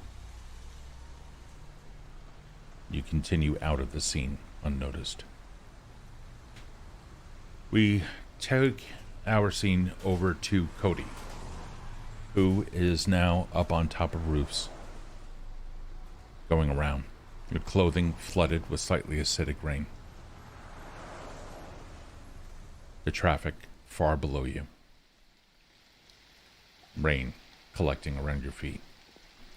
in you or around you, or you have the spine in a pack somewhere? No, I had it just straight up under my leather coat, literally wrapped under my leather coat to make sure it doesn't get it affected by the rain as much as possible. Got it. It's probably blood running down my leg from the leftovers. You're seemingly even closer to the heavens, even though they are still quite some distance away. The lightning illuminating everything around you. You can see a trickle of blood coming down your left side, down onto your thigh. Probably from that. There's a definite smell of copper and meat as well. The remnants of a life. Beside you, a worker bot on top of the roof, just carrying equipment back and forth with no purpose. A long forgotten machine on top of this building. What are you doing? Sitting here waiting for some semblance of communication to come through these fucking glasses that I already hate. Kode kind of thinks about the situation, then it starts to affect his senses. He sees the rainfall, he sees this decrepit city, he smells the copper, the blood coming from underneath his coat, and he tries to remember why he's doing it at all, and that's specifically for the one who gave him life in the first place. And so he, instead of the smell of copper coming from the blood that was once a part of this scorpion, this neon scorpion, he tries to remember what it smelled like in the kitchen. He remembers the heat from the oven when he used to annoy his mother when she used to yell at him to get out of the kitchen. He's not supposed to be here. And she like shoos him off and whacks him with a spoon, and he does his first moves of dodging out of the way to escape. Because he tries to steal a sample of something. He has those memories as he's looking over at a city that gives none of those emotions, none of those joyful feelings. The city is fighting his attempt to maintain what humanity he has, and that is the responsibility he has for his mother with this thing under his coat. Haven. Life is not exactly kind. You have no flow, but you still pick up residuals. You manage to make it up to the top of the building and get out of there, so while you may be safe, what you begin to see is not exactly a reminder of safety. Kode has already left this area. You knew that he was here. You can almost see a trail of him, but your senses are a little bit overflowed, and the bright lights from lightning above now just blinding you just temporarily. Regaining your senses rather rapidly, you begin taking a look around, and you can see the torn off part of what used to be a truck, the truck roof, hovering on top of some cinder blocks, affording some children and a parent some cover from the rain. Even on top of this roof, life tries to continue. It's an upsetting scene, but nonetheless, you have other things on your mind, including the body that just died below. It may have been a neon scorpion, but he was still alive. But at least the part that you took from him will serve Kode's mom well. Where are you going, Haven? I think I know where Mama V lives, so I don't need to rely on Kode, and I know that Cody's probably on his way there, so I'm gonna wait for Doc. I'm gonna go when I think it's safe. I'm gonna go down, like, cross a couple. There's probably like some like work planks connecting two buildings together, and Sure. then there's like, shaky iron, rusted out ladder going down the side of another. And I'm gonna find a kind of like waypoint that I know that the buildings, the alleys are connected. And I'll give Doc a call on the comms after some time and say, Doc, you good? Doc. I hear you. Honestly, no, I'm not. That could have gone a lot better. Sure, but we're all alive. We gotta finish this.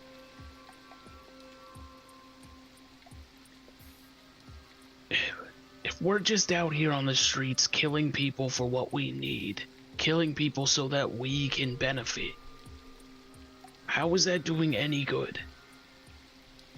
It's not so that we can benefit. Are you walking and talking? I hope you are. It's not so we can benefit. It's so Mama V can benefit, and Mama V is a treasure.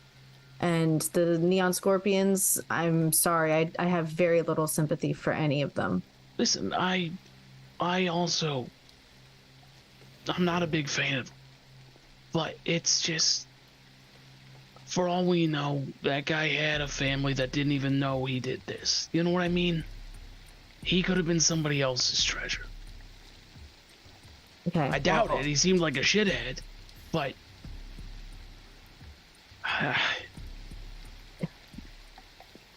Doc, it's done. It happened. I'm sorry if I broke some sort of code for you, but we have a spine for Cody's mom.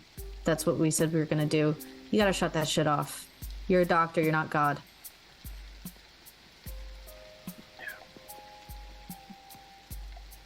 yeah, I'll see you. Yeah, I'm See on you back a... at Deets. Oh, you're going to Deets? I was waiting for you. Are you not coming with us? I'll meet you guys over there. All right, I'm gonna turn it off. I'm gonna turn it totally off, and I'm gonna go to Cody's. It's a little bit difficult to disconnect yourself once you have an augment installed, but you do your best in so doing. The rain coming down on you, a constant reminder that the pall of the city drenches all of you with its emotions of oppression as well. The doctor, now alone on the city streets, starts heading back to Deets. Mm-hmm. We're going to skip ahead a little bit. Cody, you started to make your way over to your mom's. Is that correct? Yep. I while I was on the roof and jumping in between, making sure I had as little surveillance as possible while going through real harsh environment. I'm looking for like a Nutrisynth's plastisteel box that usually is dropped off through like airdrops, like Uber Eats of this era, and I find one that's large enough to like a family value meal or something, and I throw the column in, and I carry that around with me, so it's technically sealed. You find something that is definitely usable like that. It's old, it's discarded. Whatever it had delivered had long since been consumed. What remains, however, just like most of these things all over the city, is just left to kind of rot through or be consumed by the rain over the course of decades. This one may have been up here already for the past 5 years or so. Most of it is still there. Nonetheless, you find it, put it in, you walk around. I'm gonna heading in that direction, at least someplace where I can drop off or have it, so that when we have a collective spot to where it is, I'm not bringing it directly to my house. I'm bringing it somewhere like a roof nearby, and that'll be the drop-off spot where everything's collected, hidden away, packed in under a vent or something. And then I'm gonna call out to Haven once I'm there. Kind of get eyes on to see if there's a light coming from the apartment above the bar. Haven. The name of the bar, if I may, Please. the lower portion of the city, an area, little pad for some of the ships that fly in and hover in. For the high rollers, since the last time ZenCorp owned this building and added renovations. Oh, ZenCorp opened it? Owned They it? didn't open it. They were one of the last people to. Okay. I can't remember which one owns it now, but What's the name of it? Along with this is the syntax. Is it SYN or SIN? SYN. Nice. Okay. TAX? Yep. Okay, cool. I'll draft up a logo. Because it's spicy. Looking, you can see the usual burn of a nice magenta light off in one corner of the flat, and your mom's reading light. It might be the only warm glow in this section. Everything else is just pulsing and beating, and colors are everywhere. Billboards constantly providing light to those that don't want it, just so they can sleep. Leaning on the edge of this building, looking down after stowing away, Cody thinks about all the shit he just did, and knowing damn well that it's not right, but he has to focus on something. We change our scene. Instead, now we focus down on a single street. Puddles have already formed everywhere. Through it, Dr. Faustus walks, now nearing towards the building in which Dietz may be found.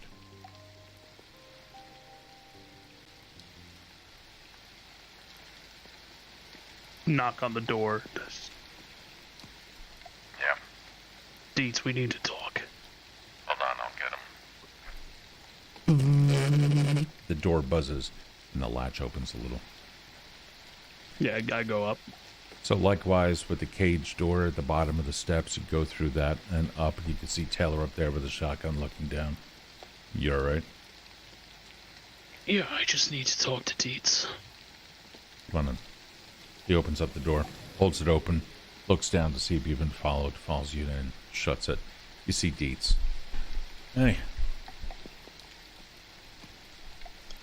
Dietz, how many times is this gonna happen? This is 2 in a row. Guaranteed jobs. One was tracked. The other was in a neon scorpion. It shouldn't have been. No, and the other like the shipment shouldn't have been tracked. No, it's...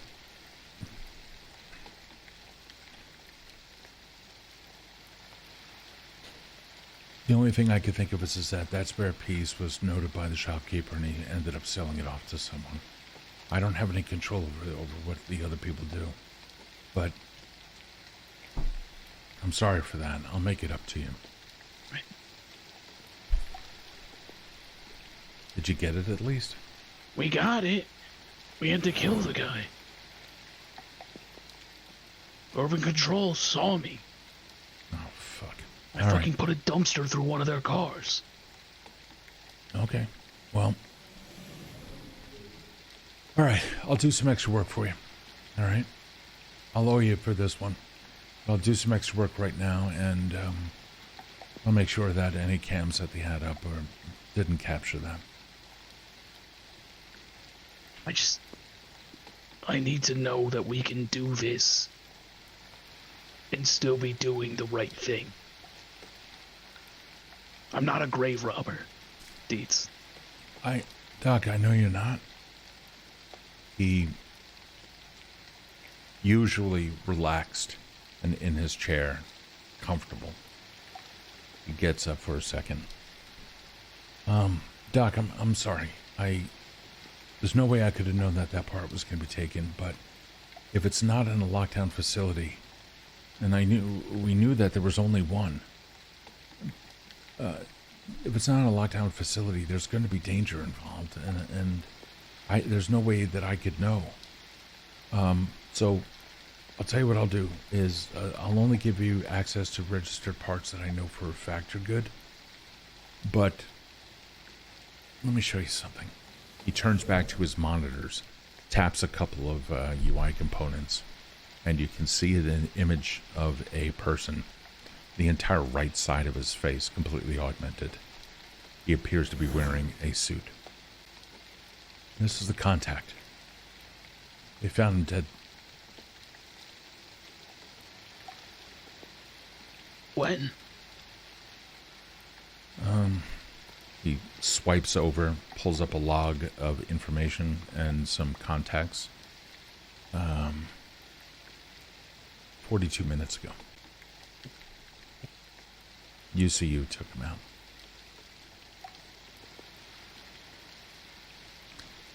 So, the remainder of the... I don't know if I'm going to be of much use for you. At least not for that contact. I'm going to have to make some more contacts, and it's going to take me a little bit of time to come back, but That's honestly probably for the best. We're gonna have to lay low for a little bit. okay. We got the cerebral stack, so we can at least get Malavé up and walking. The other two parts, one is way out west. It's going to be in a dark area. You won't have any issues with the tech. No one's going to hump you over there either.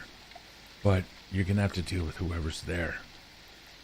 That's going to be some danger. And the last part of hers, it is in a secured warehouse. Low level security. They haven't been updating it. That one should be okay. You're going to need to take someone who can, probably a non, but he might be able to do something for you in that place, but I'll check it out. I'll do you right this time. I promise, Doc. I'm sorry. It shouldn't ever be like this. I'm sorry, man. I appreciate what you do. Kode bashing at the thing to try to get somebody. Hey. Hello? Yeah. hey, hi. Is that you, Cody? Yeah, I don't know how to do the single call or all call, but... Well, you got... This is... This is not Hacksaw. Oh, God damn it. All right.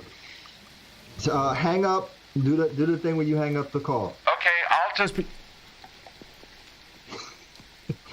Fuck. I hate these goddamn... All right. He said 1 tap for single, 2 for all. So he taps. Yo. He was just absolutely butt naked, and I couldn't believe it. Hello? He taps it again in that call. Okay. All right, no, it's 2 taps. All right, so 2 taps. Oh, damn, call log. That would have been convenient. I'm gonna move my hand and realize I can't do anything. I'm gonna rotate till the selector is on a single call to Haven, and I'm gonna click it onto that. There we go. Fuck. What? All right, yo. You can locate wherever the fuck these glasses are, right? Like we have a closed signal, whatever. All right, where I'm at right now is where we're stashing the stuff. We got a short amount of time to get everything else going, and I know everybody's high wired right now, but I'm fine. let's move to the next task. All right. We need Doc though. He went back to Dietz. Wait. So fuck. All right. Where are you? Were you headed over here? Yeah, I'm on my way to Mama V's house. Oh, god damn it. Meet me at the Great on 4th. It's like 6 blocks south. We gotta head back and go all the way back. Dude, I just I know. passed Cherry. I gotta go. All right. You know what? How about this? Oh no, I got a different fucking face on. Get yourself red on one of the surveillance cameras down there, because you usually frequent this area, so that the timestamp is good that sees you up here, and then we'll dip and head back down there to get caught up. All right, cool. I'll see you. Am I meeting you down at Dietz now? Yeah. Meet me at Dietz. My bad. Sorry. Oh, Jesus Christ, it's like 12. I know. I know up on him. Shut everything down. Okay. We skip ahead a little bit through the streets. We can see from high above on some drone. We can see Haven moving their way through as well. Kode, still on rooftops, I'm assuming? Yeah. Okay, doing the best that you can. Obviously, you're going to have to cross some streets and other things like that. You do your best until finally the two of you serendipitously meet up in front of the building in which Dietz and the doc are. Oh my god, every time we come here we have to do this. Hello, hi, let us in please. Thank you. Click. Walks through. Yep. I'm gonna grab Cody's arm really quick. What's up? Just a note. Doc's kind of pissed, so be gentle. You know what? Do what we. Who fucking cares? I'm gonna keep going. We switch our scene to inside the apartment where Dietz and the doctor are talking. Taylor says, hold on, the other two are here. Yep. All right, come on up. He then taps a button, doesn't even touch the console, and he starts making his way over to the door. Doctor, I promise you, I'll make good on the other two. I'm sorry that it turned out that way. I'll do what I can. Hey, come on in. Door opens, and a very drenched Kode and Haven now come in. Doctor and Dietz are quietly looking at each other while Dietz every now and then looks away. Where's your, the fucking wash station thing, the pool shit, the warehouse shower thing? Silently, Taylor just holds his hand out. I'm gonna take my jacket off and, hand that over. He takes it, collects it up into a ball. Comes over to Kode. Yep. Okay. He removes it and hands it off. He goes into another part of the apartment. The tension is high in the air. There's almost a smell of disappointment. Dietz looking around. Up on the monitors, you see a man, fully right side of the face, completely augmented in a suit. And another pane next to it, you can see a status deceased. Who's that? Dietz looks over and separates himself from the conversation from the doctor. That's my contact who supplied us with the information about the shipment. Says he's dead. Died a little over an hour ago. By who? You see you?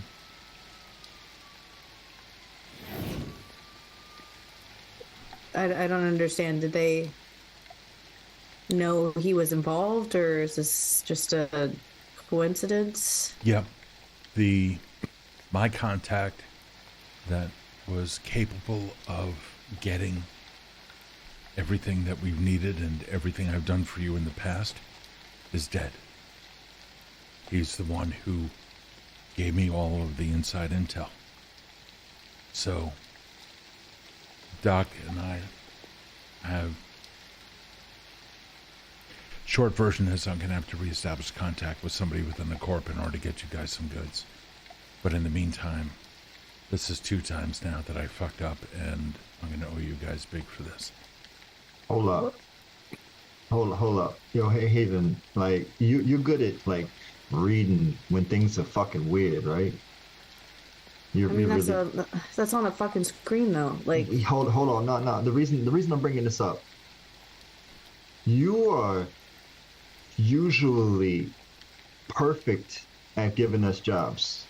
I'm not trying to josh on you, but it's really weird that in a single time period, it seems like something's targeting you through the contacts that we got. Maybe I'm just a paranoid dude. Maybe I just got pattern recognition. I don't do the fancy computer algorithms, but some feels up between a job that you specifically had being tracked, and the contact that got you that information getting got, and the guy that ran my legal work appearing at the first job. I remember that. I got by him. He ain't seen me, but this is one too many coincidences. You feel me? Yeah. Kode, we're not in the business of passing the blame bucket. I'm gonna glance at Doc when I say that. And also, Dietz and I have a an arrangement. I don't interrogate him like that, and I can't anyways. I've never interrogated him like that. I'm not. Again, no disrespect, nothing on you, Deets. I think that it's not you. I think something else is going on here.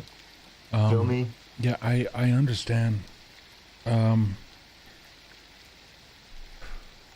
Things have been getting weird in the past a couple of weeks, and I think what's been happening is they know where I live. I have a hunch. I'm not happy about it, but I have a feeling that things have been conspiring against it. And I think they've been using this guy, my contact. I don't even know his name. I mean, all that was scrubbed when I left that company, and everything should be okay. But we had a contract. We didn't share info about each other. He'd give me something in an anonymous drop.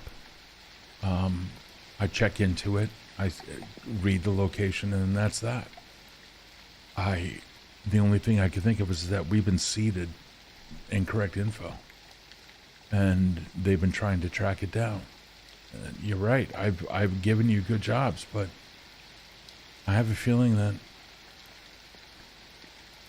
if you want to get down to the bottom of it, you can help. But otherwise, Taylor and I are going to have to go find out exactly what's going on. Well, you need a new contact, and we need more parts for Mama V. What about Sherry? Sherry can help, but the parts are going to be secure. But one is out west. You're going to have to go into the west part of the city, into the dark areas.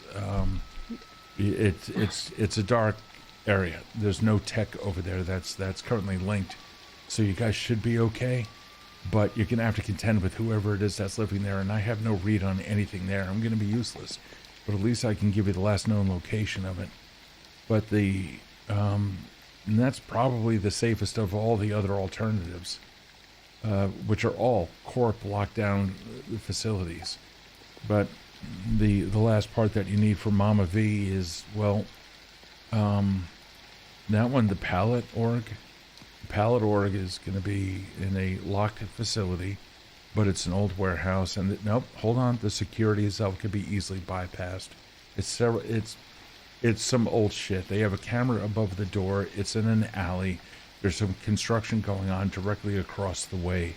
It's one of the newer buildings that they're trying to put up into the area through gentrification. But in this case, they haven't touched this old fucking building. That thing has been there for like 70 years and hasn't been upgraded since. There's probably a CCTV in there with some cables.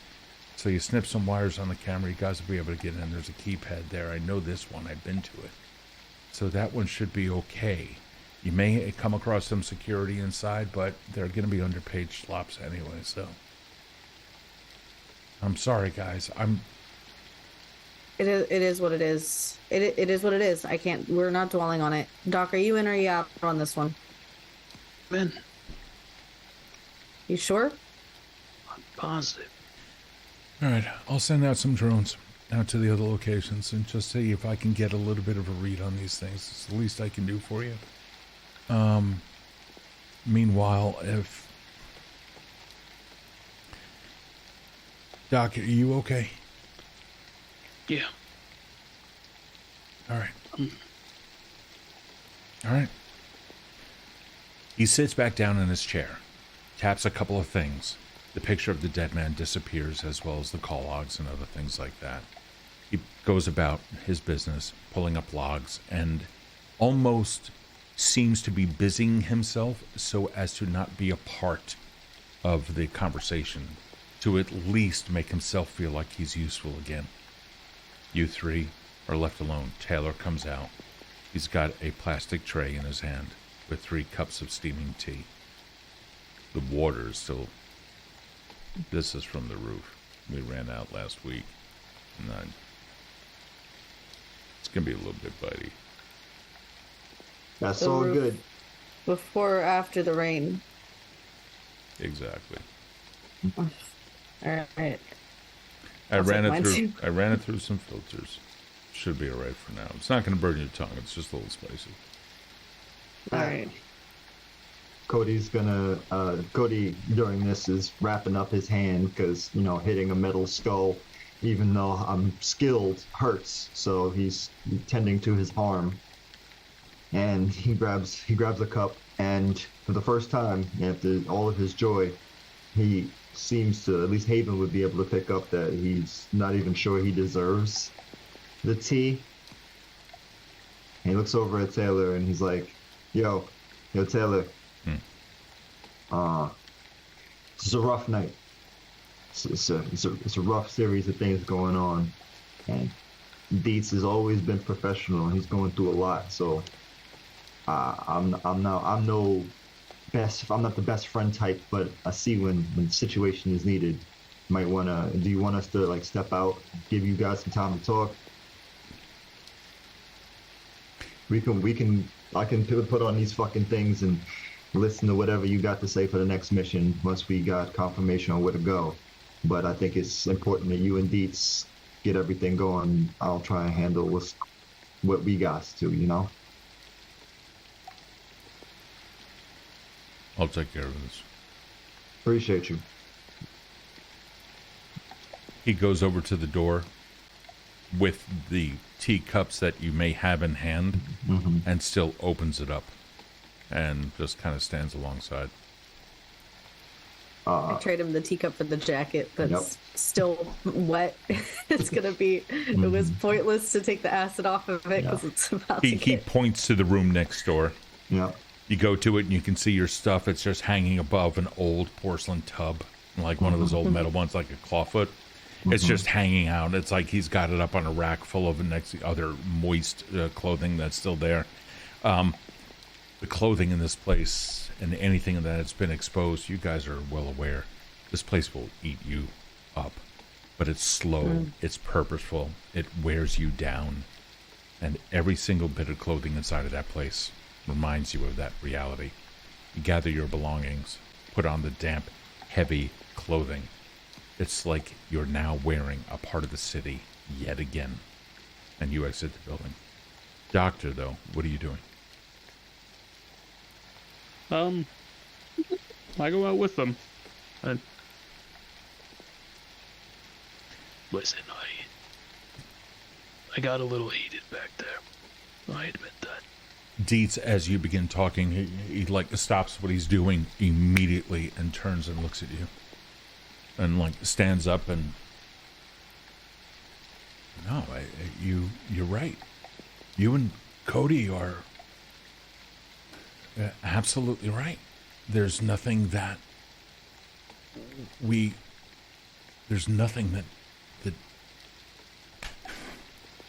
I'm sorry for what happened. I'll make it up for you. And Doc, you've always been a healer. You've never been a murderer. I'm sorry you got put into that position. I promise you I'll get you good intel. Let me check out some upgrades for you. All right? No upgrades, so. Well, okay. All right. I'll do what I can. I'll get you good intel, I promise. I know, you're one of the good ones, It's just stay that way. Well, humanity itself is a disease. I think we all know that. So maybe you kind of did him some favors.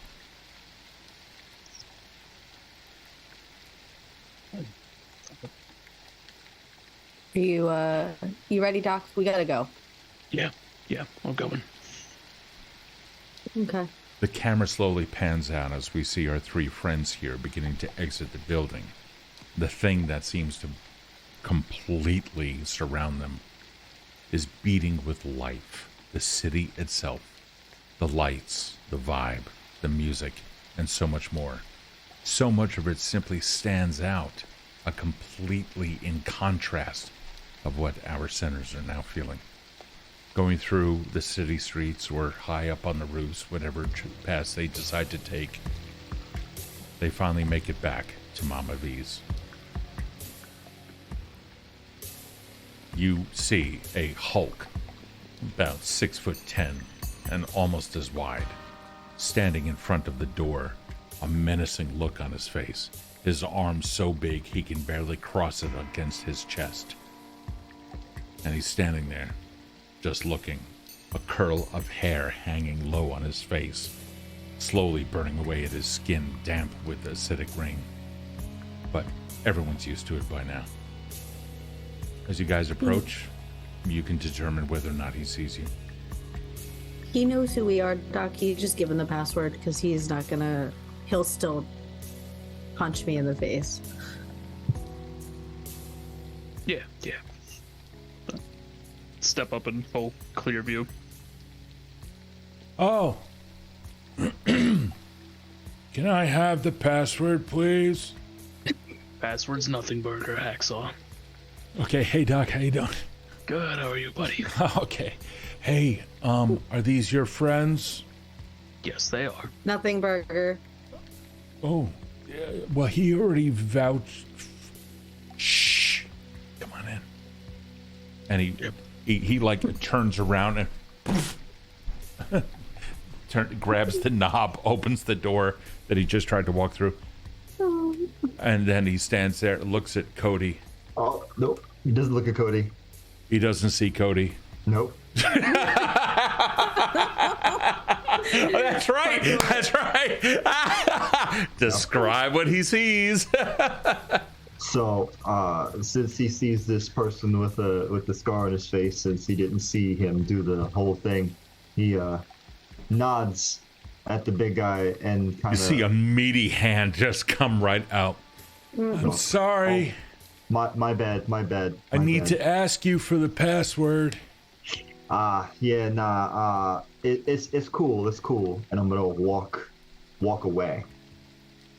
He's like, yeah, okay, I did a good thing.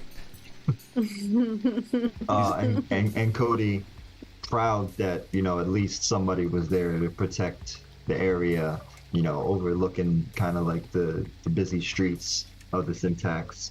He's gonna walk around to the side of the building and just climb up a little bit near the fire escape, and he's gonna go through his little brother's room.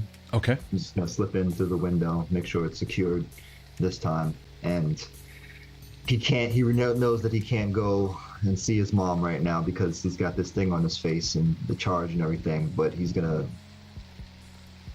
give her a call and get the thing on his face and give her a call to check on her.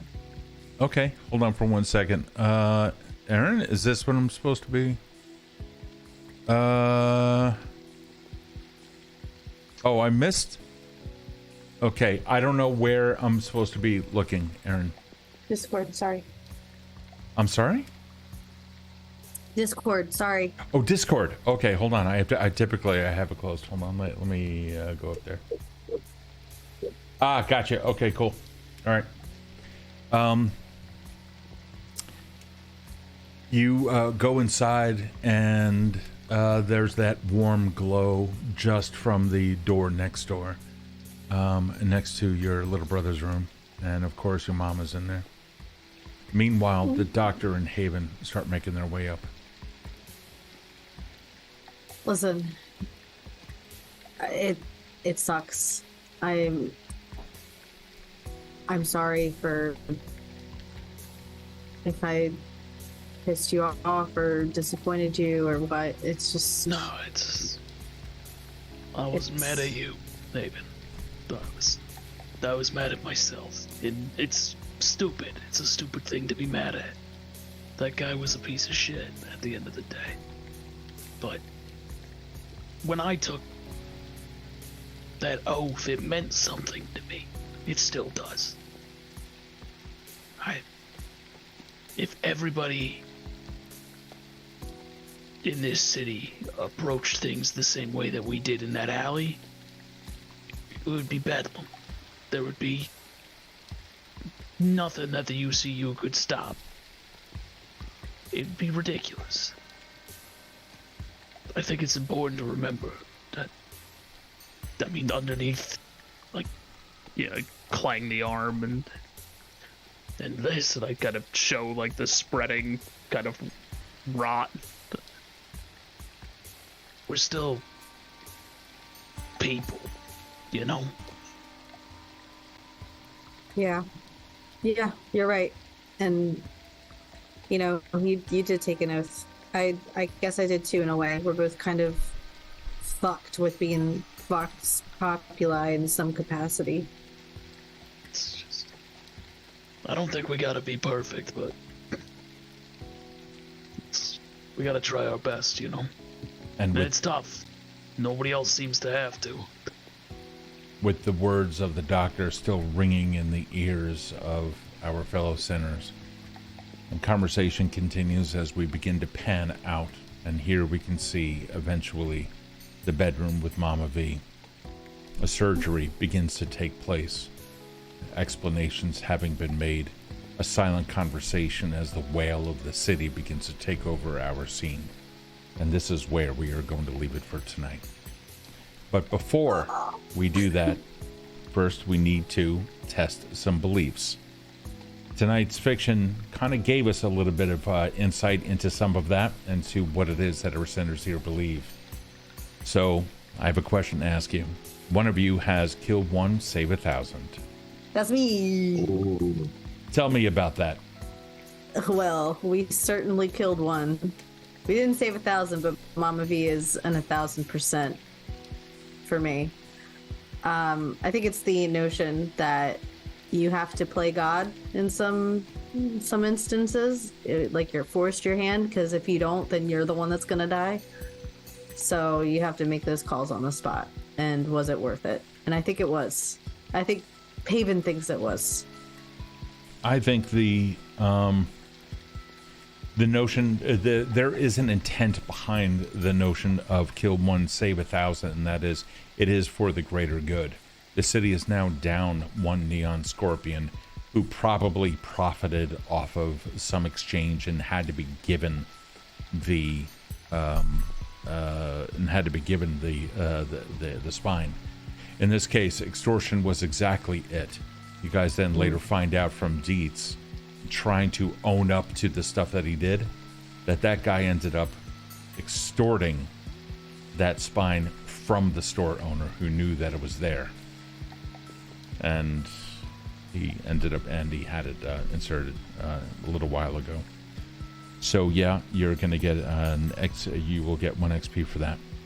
Yay! Death is death. Well, we'll come to that.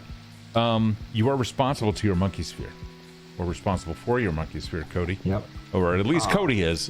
Kevin, what do we have on that? So, the limited number of people that Kode even remotely trusts in this fucking hellscape of a city. Number one priority is the woman who raised him, and it was a real problem, and honestly, it wasn't even something supporting. It was more challenging the responsibility of the monkey sphere, because I had to think about when that family was in the rain, like gasping for air, and I had to prioritize as Kode that device that his mother needed over the well-being of that family. And I saw the mother down there, and all I could think of was, damn, this could have been my mom's, my pops, and 2 kids. It could have been me and my brother. Like, this is like an exact situation. But in this instance, I'm handling the problem that I have to do. Yep. I didn't have anybody like me to come stop the people responsible for causing my family harm. So, if anything, if these kids survive, I'm helping them realize that the world is rough. Yep. By holding my responsibility onto my mom's. And that was a hard decision to make. That was like, wow, do I help them, or do I focus on the task? And he went hard in the paint. Straight to it. No, you did well. I'd say that you get an XP for that. For the sake of time, we're going to cut immediately down to Mike. Death is inevitable, and you will cause no more. Yeah, that's I think, really genuinely did his best to adhere to that. but kind of forgetting or leaning too hard into the sort of unnatural strength of the sort of cybernetics that he's afflicted with. Really didn't work out for him today. And I don't think it's going to be something that he just shakes off. It's going to be tough for him. It's is there anything particular about your playbook that causes you something if your belief isn't fails or what have you, or is tested beyond ordinary measures? No, nothing particular in my playbook. There's the concept of humanity damage, but that would be more if somebody else kind of confronted him with that, like instead of him coming to the realization on his own. Okay. That would be like if he had murdered that guy and somebody like randomly just went like, "Are you supposed to be a doctor?" And then that could have been. But as far as like kind of hitting that breaking point in his belief and then recognizing that he needs to do better on it. Okay. Well, I would say that this is going to really cement his belief. Now that he's tasted it, the exact contrast of his belief, that it could potentially lock him in further, helps him understand, after all, through failures, that's the only way that we ever learn, right? We don't pop out knowing everything. If we did, then we'd never learn anything. So I would say that you did gain some experience on that, and so you will also receive 1 XP for this. With these beliefs having been challenged, of course, we are going to pick this action up next week, and it's all going to start off with the surgery of Mama V, which we'll narrate through really quick, but of course it's all going to come down to the doctor. However, we are now going to go into the after party. This is the part where we begin to discuss what exactly has happened tonight. If you take a look at that, oh, hold on, I need to switch my camera. Let me pop this up. I think no, Inception. Eventually, maybe. So a little bit. Can I do that? Hold on. Ah! What the hell? Oh, there he is. It's Really just small, your really tiny small. little head. I know, it's just my little head. It's nothing more. Headroom. Max Max headroom. headroom. Oh, wait, Right there. hold on, I got a thing for that. Hold on, you have a thing for that? Hold on. Yeah. It's Oh my happening. god! Hold on for a second. I need to find out. Like, I think what's happening is that is it locked up? I think it's just locked up. But either way, here, let me do this one. Locked up. Yeah, Keep it a cyber laxative. Wow. Okay. Oh God, I look awful. Okay. Well, the camera. No. The camera looks. Oh, look at this. That's cool. Anyhow, so welcome to the after party, everybody. If you take a look down in the lower left corner, you will see that the spoiler chat is also present. So feel free to, if you happen to be in Discord, you can come to us with that. But first, we are going to immediately go. Let me open up the that community. Open up the stage. If you guys are here, Casey. Yes, after. Oh my God, Rabbit! Thank you. I actually have to head out. No problem, man. Mike. I can leave my Zoom up. No. You don't have to. We're not in template. This is Zoom. Yeah, no, you can just totally drop, dude. Oh shit. I know. Fancy. Bye. All right. Have a good night, Mike. We'll see you later. Bye. We are bringing Zen Ventus up. Burly Earl. Hey, man. Rabbit is also here as well. Rabbit. I know. We have some folks here.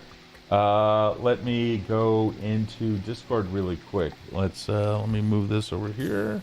And alrighty. We have 23 people in chat right now. This is absolutely awesome. Amazing. Yeah, I know. So this is totally cool. So if you happen to be on Twitch, by all means, I definitely want to hear from you. If you happen to be in Discord, definitely want to hear from you there. So the first couple of things is we have Zen, and Zen is going to be able to join us just for a quick second vocally anyway.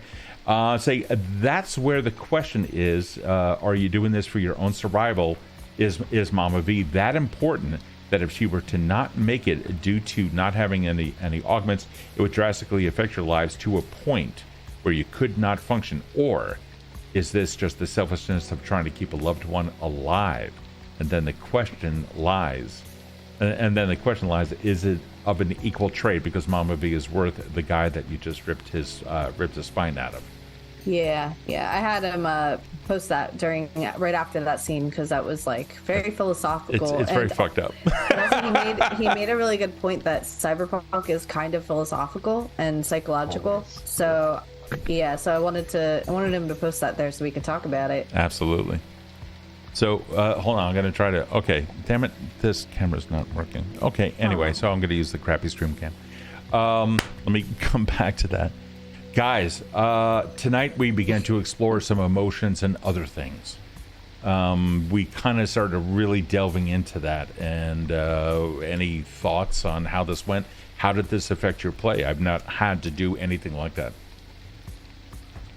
Go ahead.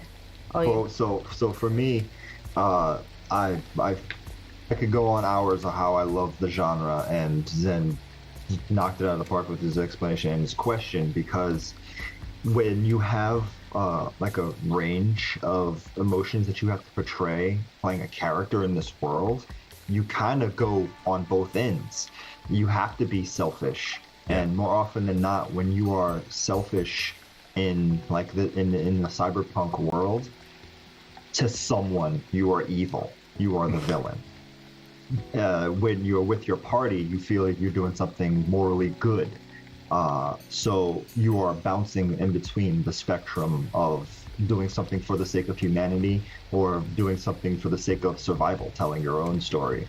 And in this situation, at least for Kode, it is breaking down if he is part of the system, even though he's a purist. Right. He feels like, based off his father's teachings, who was a purist, he feels like he is becoming part of the corpo system, the manipulations that are going there. So when it comes to doing this for Mama V, whether or not she's important enough, even though she is augmented and she is victim to this world, Kode feels as though she is the last bit of humanity that he has to represent.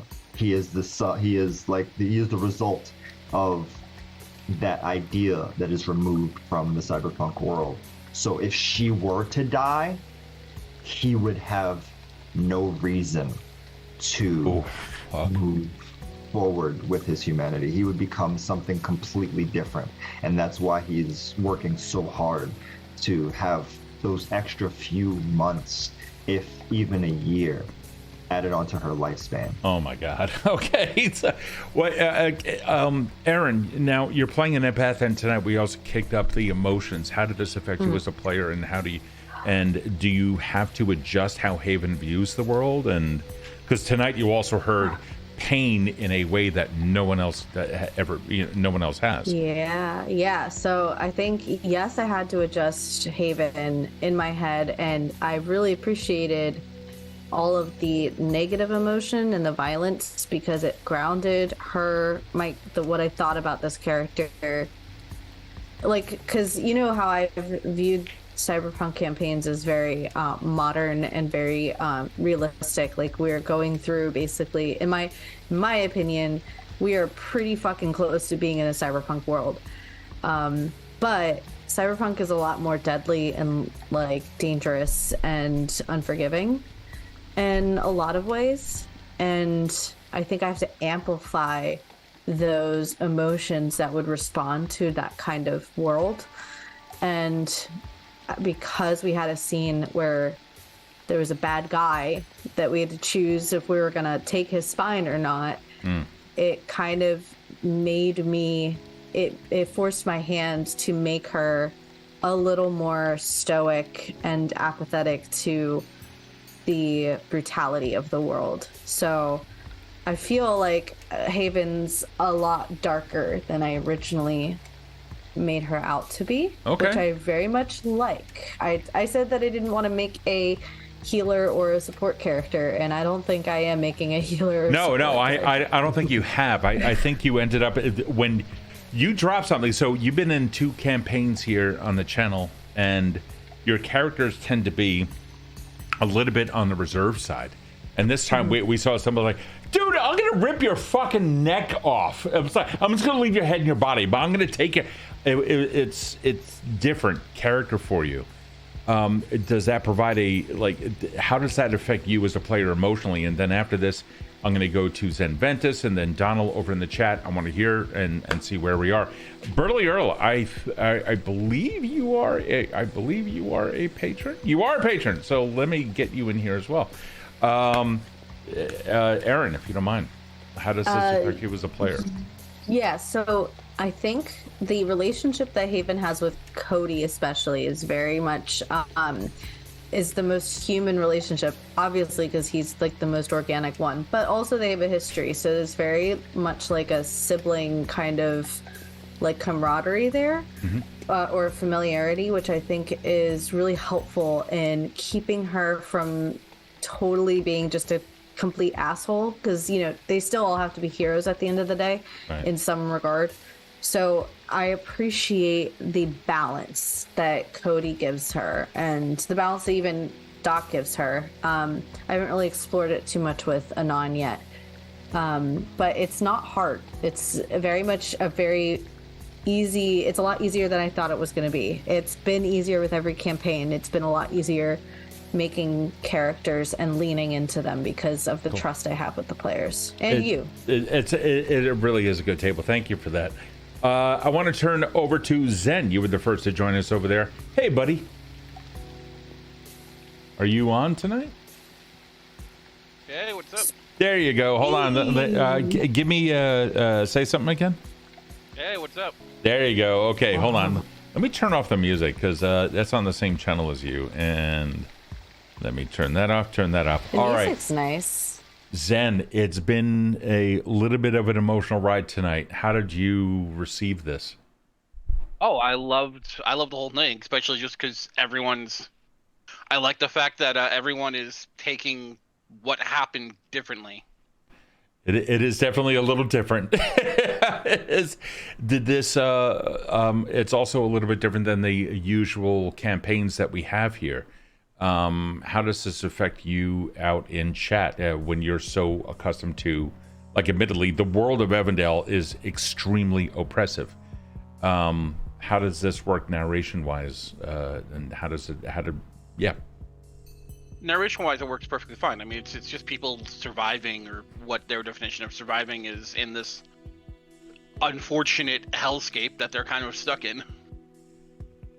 But they're quite. I'm curious. One of the other questions that I typically ask those in the after party, because I know most people aren't here. By the way, I also want to say a very quick shout out to Murder Hobos and Choco Bros for having given us a raid with 7. So definitely thanks for that. If you are new, typically we have the after party in Discord. We since changed it. Now we have it here on stream. And one of the questions I almost always ask is whether or not the telling of the tale assisted them in creating new conspiracy theories, etc. So one of the things that came up tonight was, of course, Dietz had been compromised, and that's going to present a little bit of difficulty. So, Donald, you're usually right on top of things and usually have some pretty cool ideas as to what's going on. Alex Vixen as well, of course, and Alex, you could just type it right into the spoiler chat. I do not have the chat for this, for the after party open, but I do have it for the spoiler chat. So if you don't mind, type in anything that you have in there. Donald, tonight, and any theories?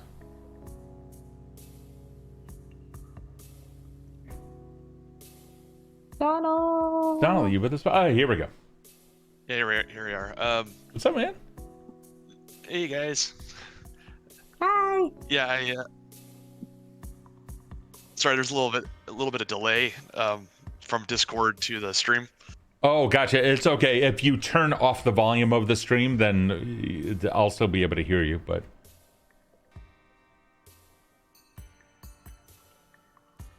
are you picking up my voice within Discord, or on the both, stream? Yeah. Turn off the volume on the stream, because otherwise you're gonna hear both.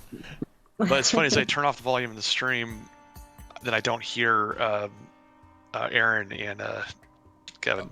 Oh, Quietly, we'll listen, and then you can turn. So it's us back. so I've kind of like trying to mix, like I'll turn off Discord. okay, we're gonna it's our first time running the after party online or on the stream, so I apologize for that. But yeah, let's talk theories. Let's talk how do you like the play of emotion, which is absolutely a part of the Veil for Powered by the Apocalypse. It's definitely an emotional thing. How does this play for you? Yeah, I liked it. I liked how as Ventus was saying, that each player had their own reaction to what was occurring, and they still ended up, ripping the spine out Predator style, and but it was all for a reason. It was, each had their own reasons, and I really liked the Doctor's struggle with it, and even Haven's and Cody's, struggling with it too. I mean, I know Cody's, you're trying to help your mom, but I mean, still, it's rough to, having to do that to another person, and yeah, it was intense, emotional, and it was riveting, watching it. So cool. And all right, so again, it's, well, either way, Dietz was also compromised. This is something a little bit different than we've seen in Nivendell. No one's ever compromised. Everything is always nice and safe. Where do you see this going as far as the journey of the sinners in their relationship with Dietz? Well, unfortunately, the first hour, I ended up having a phone call, and I missed part of the beginning. So I caught towards the tail end that Dietz was compromised, but I don't know exactly what happened with him. So no, okay, not a problem at all. Let me go over to the burly Earl, who is also here tonight. Earl, you've been with us, and welcome back. Hopefully everything is doing well for you over there. How'd you enjoy tonight? Do you have any questions for anybody? And you've been making some, let's see, who made the comments? There were a couple of comments in spoiler chat as well. No, that was from Zen. Earl, take it away.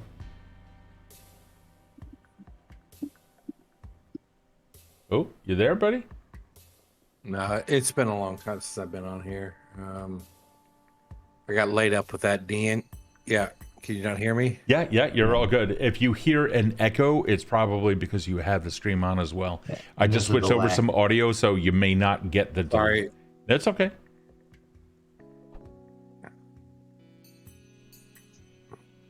Yeah, can you hear us? All right. Yeah, there's a delay. Real quick.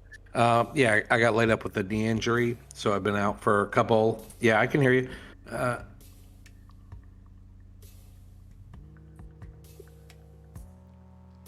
All right, we definitely need to fix these issues with the delay, but yeah, that's so I'm listening. I enjoyed it. I'm a little bit behind. Oh yeah, no, there's a good delay. I'm gonna shut up. 7 seconds or so is about to pass, or whatever the delay is in between the stream and live. I'll just check out. No. I'll check out. Ah, buddy. All right, we'll figure this kind of stuff out. But either way, Alex had tossed in something over here. Let me take a look at this really quick. Not sure if I have anything to add today. Just winding down from a stressful 3 weeks, which didn't really help my mental state. I sincerely hope that you are okay, Alex. It's, you always have to do whatever it is that you need to do, so please don't worry about it. Though kind of following this campaign as a character in my head who got kind of out of chat while throwing the body.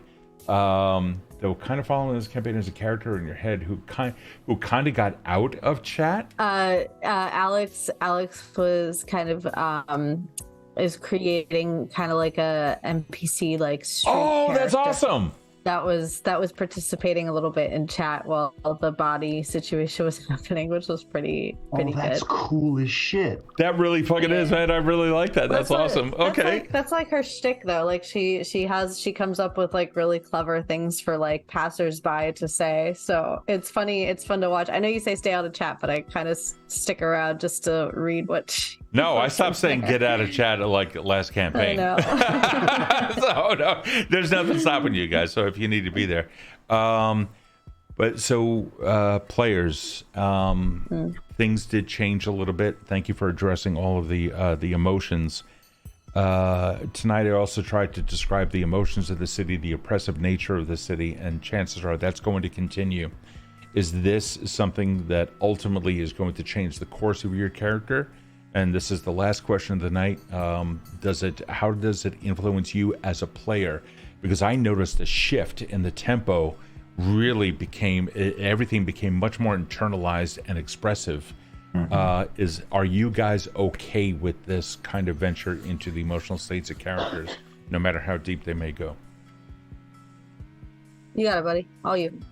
So the transition of just from streaming as a character from a system like Pathfinder or D&D, where you get to use a lot of the mechanics to help guide your roleplay and how you interact with the world, into one that is, I think, the deepest form of immersion and kind of associating how you react to the events of the world in game in the Powered by Apocalypse system, allows for a deeper connection.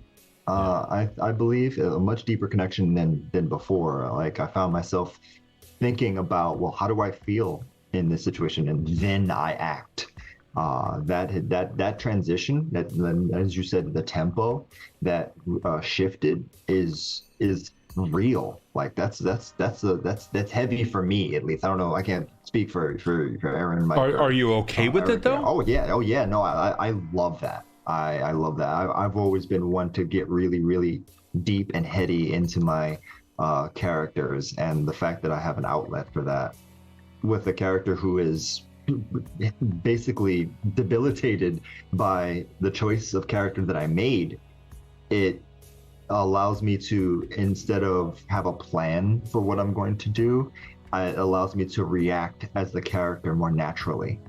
Gotcha. And I love the shit out of that. Like, it's great. You know, like, even from what we said before with the feedback that you had before, when you were like, how do I help with it? It was seamless this time. It felt fantastic. There was also Dr. Vasquez also experienced a huge blow, considering his belief was, death is inevitable, but I will cause no more. And for those of you in chat world, I had asked the players, which of your beliefs do you want tested this game? And that's where a lot of this then came up, because I wanted to directly challenge that.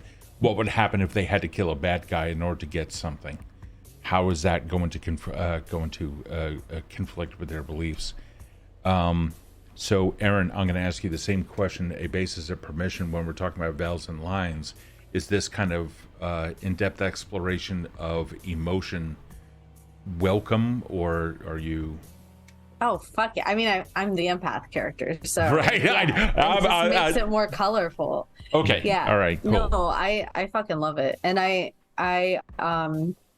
do want to know, because I feel like there are players in other D&D games out there who may be watching who feel the same way that I do, where you are a very kind and soft-spoken person. Maybe not soft-spoken, but you like everybody else to have their turn and speak until they are done speaking before you contribute.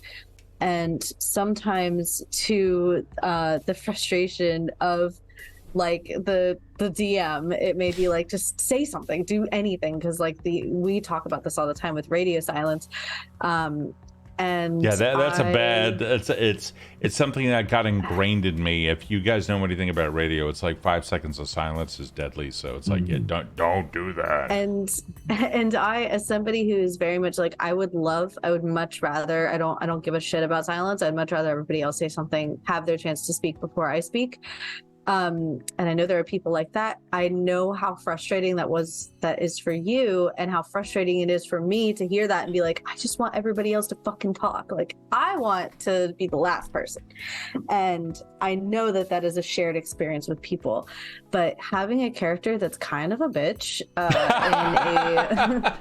in a way that's like you have to, like, or you are going to die if you aren't like, you know, hinged on survival. It kind of pushes you to be more forward and assertive, and I had to lean into the discomfort of being an assertive character, and it's fine. Nothing happened to me. I didn't explode into guilt confetti. It was fine. and I just have, it was a really good session for that. I had a really good couple conversations with the doc about like the ambiguity of good and evil, and there were some really cool, like the guilt rain was really fucking cool, and I like exploring how something as intangible as emotions can become tangible when you have a character like the empath, and it's just really cool. It's the table, it's because of the tables, because of you, my honey bunny, and it's because of you, Steve, that shit. Kevin, I think you're the honey bunny. It's because of the table that I have, like, a really like the trust is there to lean into the discomfort of being assertive and narrowing that window of silence, and it's nice. And you were right and I was wrong. No, it's not right. I love that you have. There's not a single person here who doesn't. If you have role played, then you understand the awkwardness that can come with the initial play. I am adopting a character and I get to behave as this character, but people, some like myself, it's like I'm constantly feeling like I'm going to be judged for anything I say. It's just part of the game, and so I'm happy that you really decide to place a fantastic amount of faith, not only in the table, but also the community that surrounds us here, you know, in the chats, that and everyone's incredibly supportive.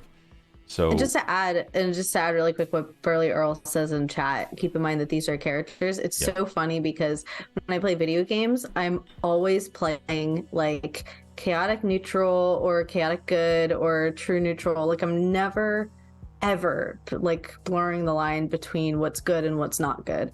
I always play good characters, and it's very aligned with my own like moral compass, and I feel bad when like, you know, like Steve knows, when I hurt Pixel's feelings, I feel bad. It's true. We will be playing Red Dead, and it's like somebody gets shot or something like that, and Erin's like, oh sorry. Like I accidentally like shoot something, I'm like, I'm sorry, I had to kill the deer, oh my god, I'm so sorry, I just need to eat. Erin, you truly are a sweetheart. We are absolutely blessed and honored to have you at this table.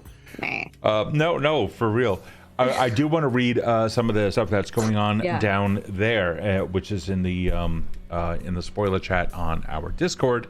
Hype. You. It's a fantastic community. Come on in. Either way.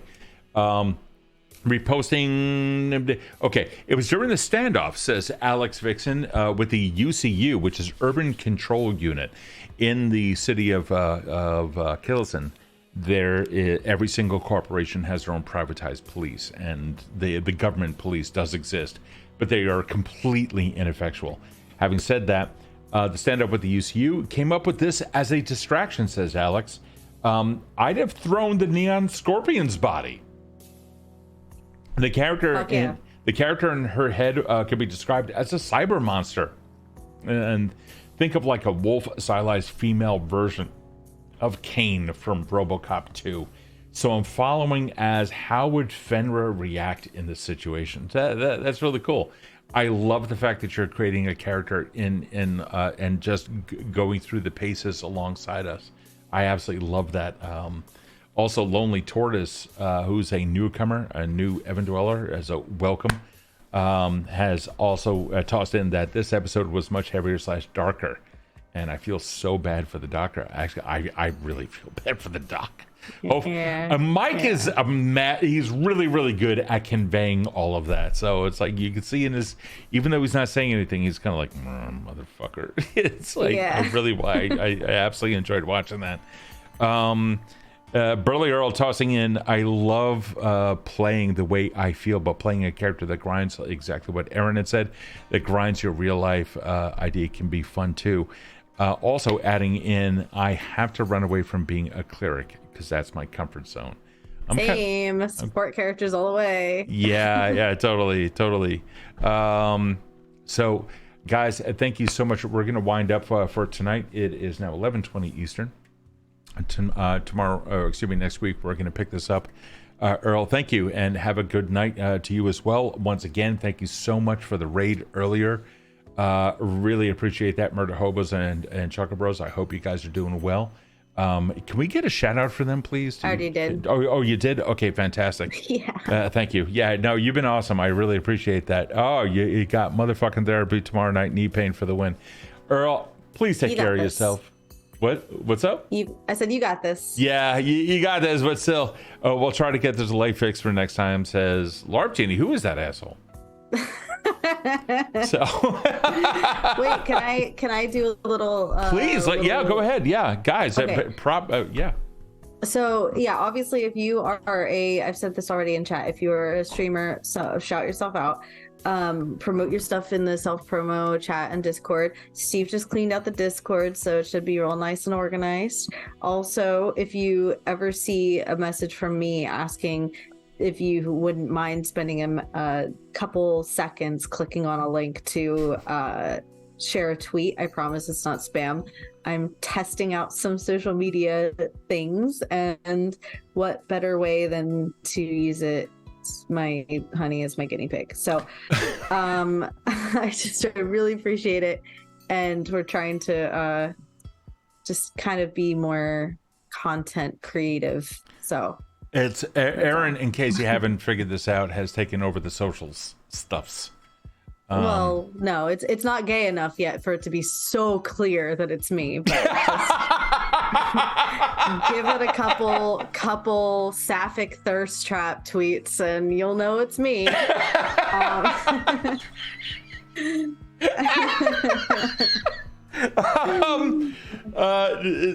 Kevin, what do you got to promote, my friend? Yeah, LARP TV.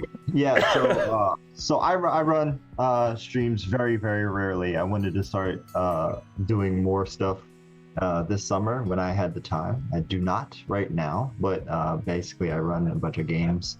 I do like a dozen LARPs in the real meat space. So if you follow LARP Genie on pretty much every social platform, you'll see what I'm doing any given year. Things like Track and Fest or Dickoline, or you name it, I've probably done it, especially if it's on the East Coast of the United States in terms of LARPing. But for my Twitch stream, I jump on and I just casually play and I chat with anybody who joins me.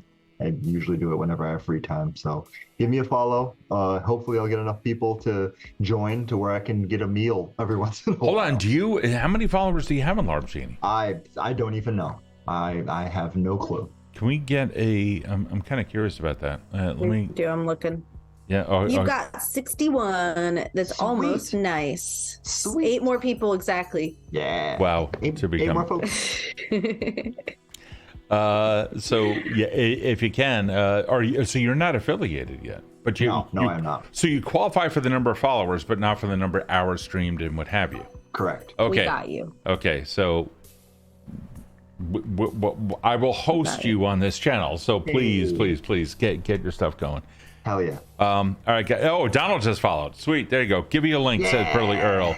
Let's get a link. Oh, it's directly above in the chat. It's right above you, Burly Earl. Make sure it's the correct link. Yep, the link goes straight to my page. And the last, the last comment here is from Spoiler Chat, just down below. I will admit, says Alex Vixen, but I didn't post in chat how Fenrir would have negotiated with Neon Scorpion. Okay, I'm kind of curious. Ooh. All right, grabs him and pins him to the wall in a similar way the Predator does to Arnie. Pulls large hand cannon and places it against his head. Then in the sweetest voice, you have a choice. Give us the spine or live, or I turn your head into a canoe and we get the spine anyway. That's Oh my god. fucking Step on me. That's Erin. So, well, I mean, listen, Alex's character Vixen was the hottest thing in Untimely Heroes. Like, she was the best character. That's true. She was my favorite character. She wasn't a traitor like Marguerite. She was perfect. and I love her. So if we can get a Cyberpunk Vixen in here, stat, I will share you.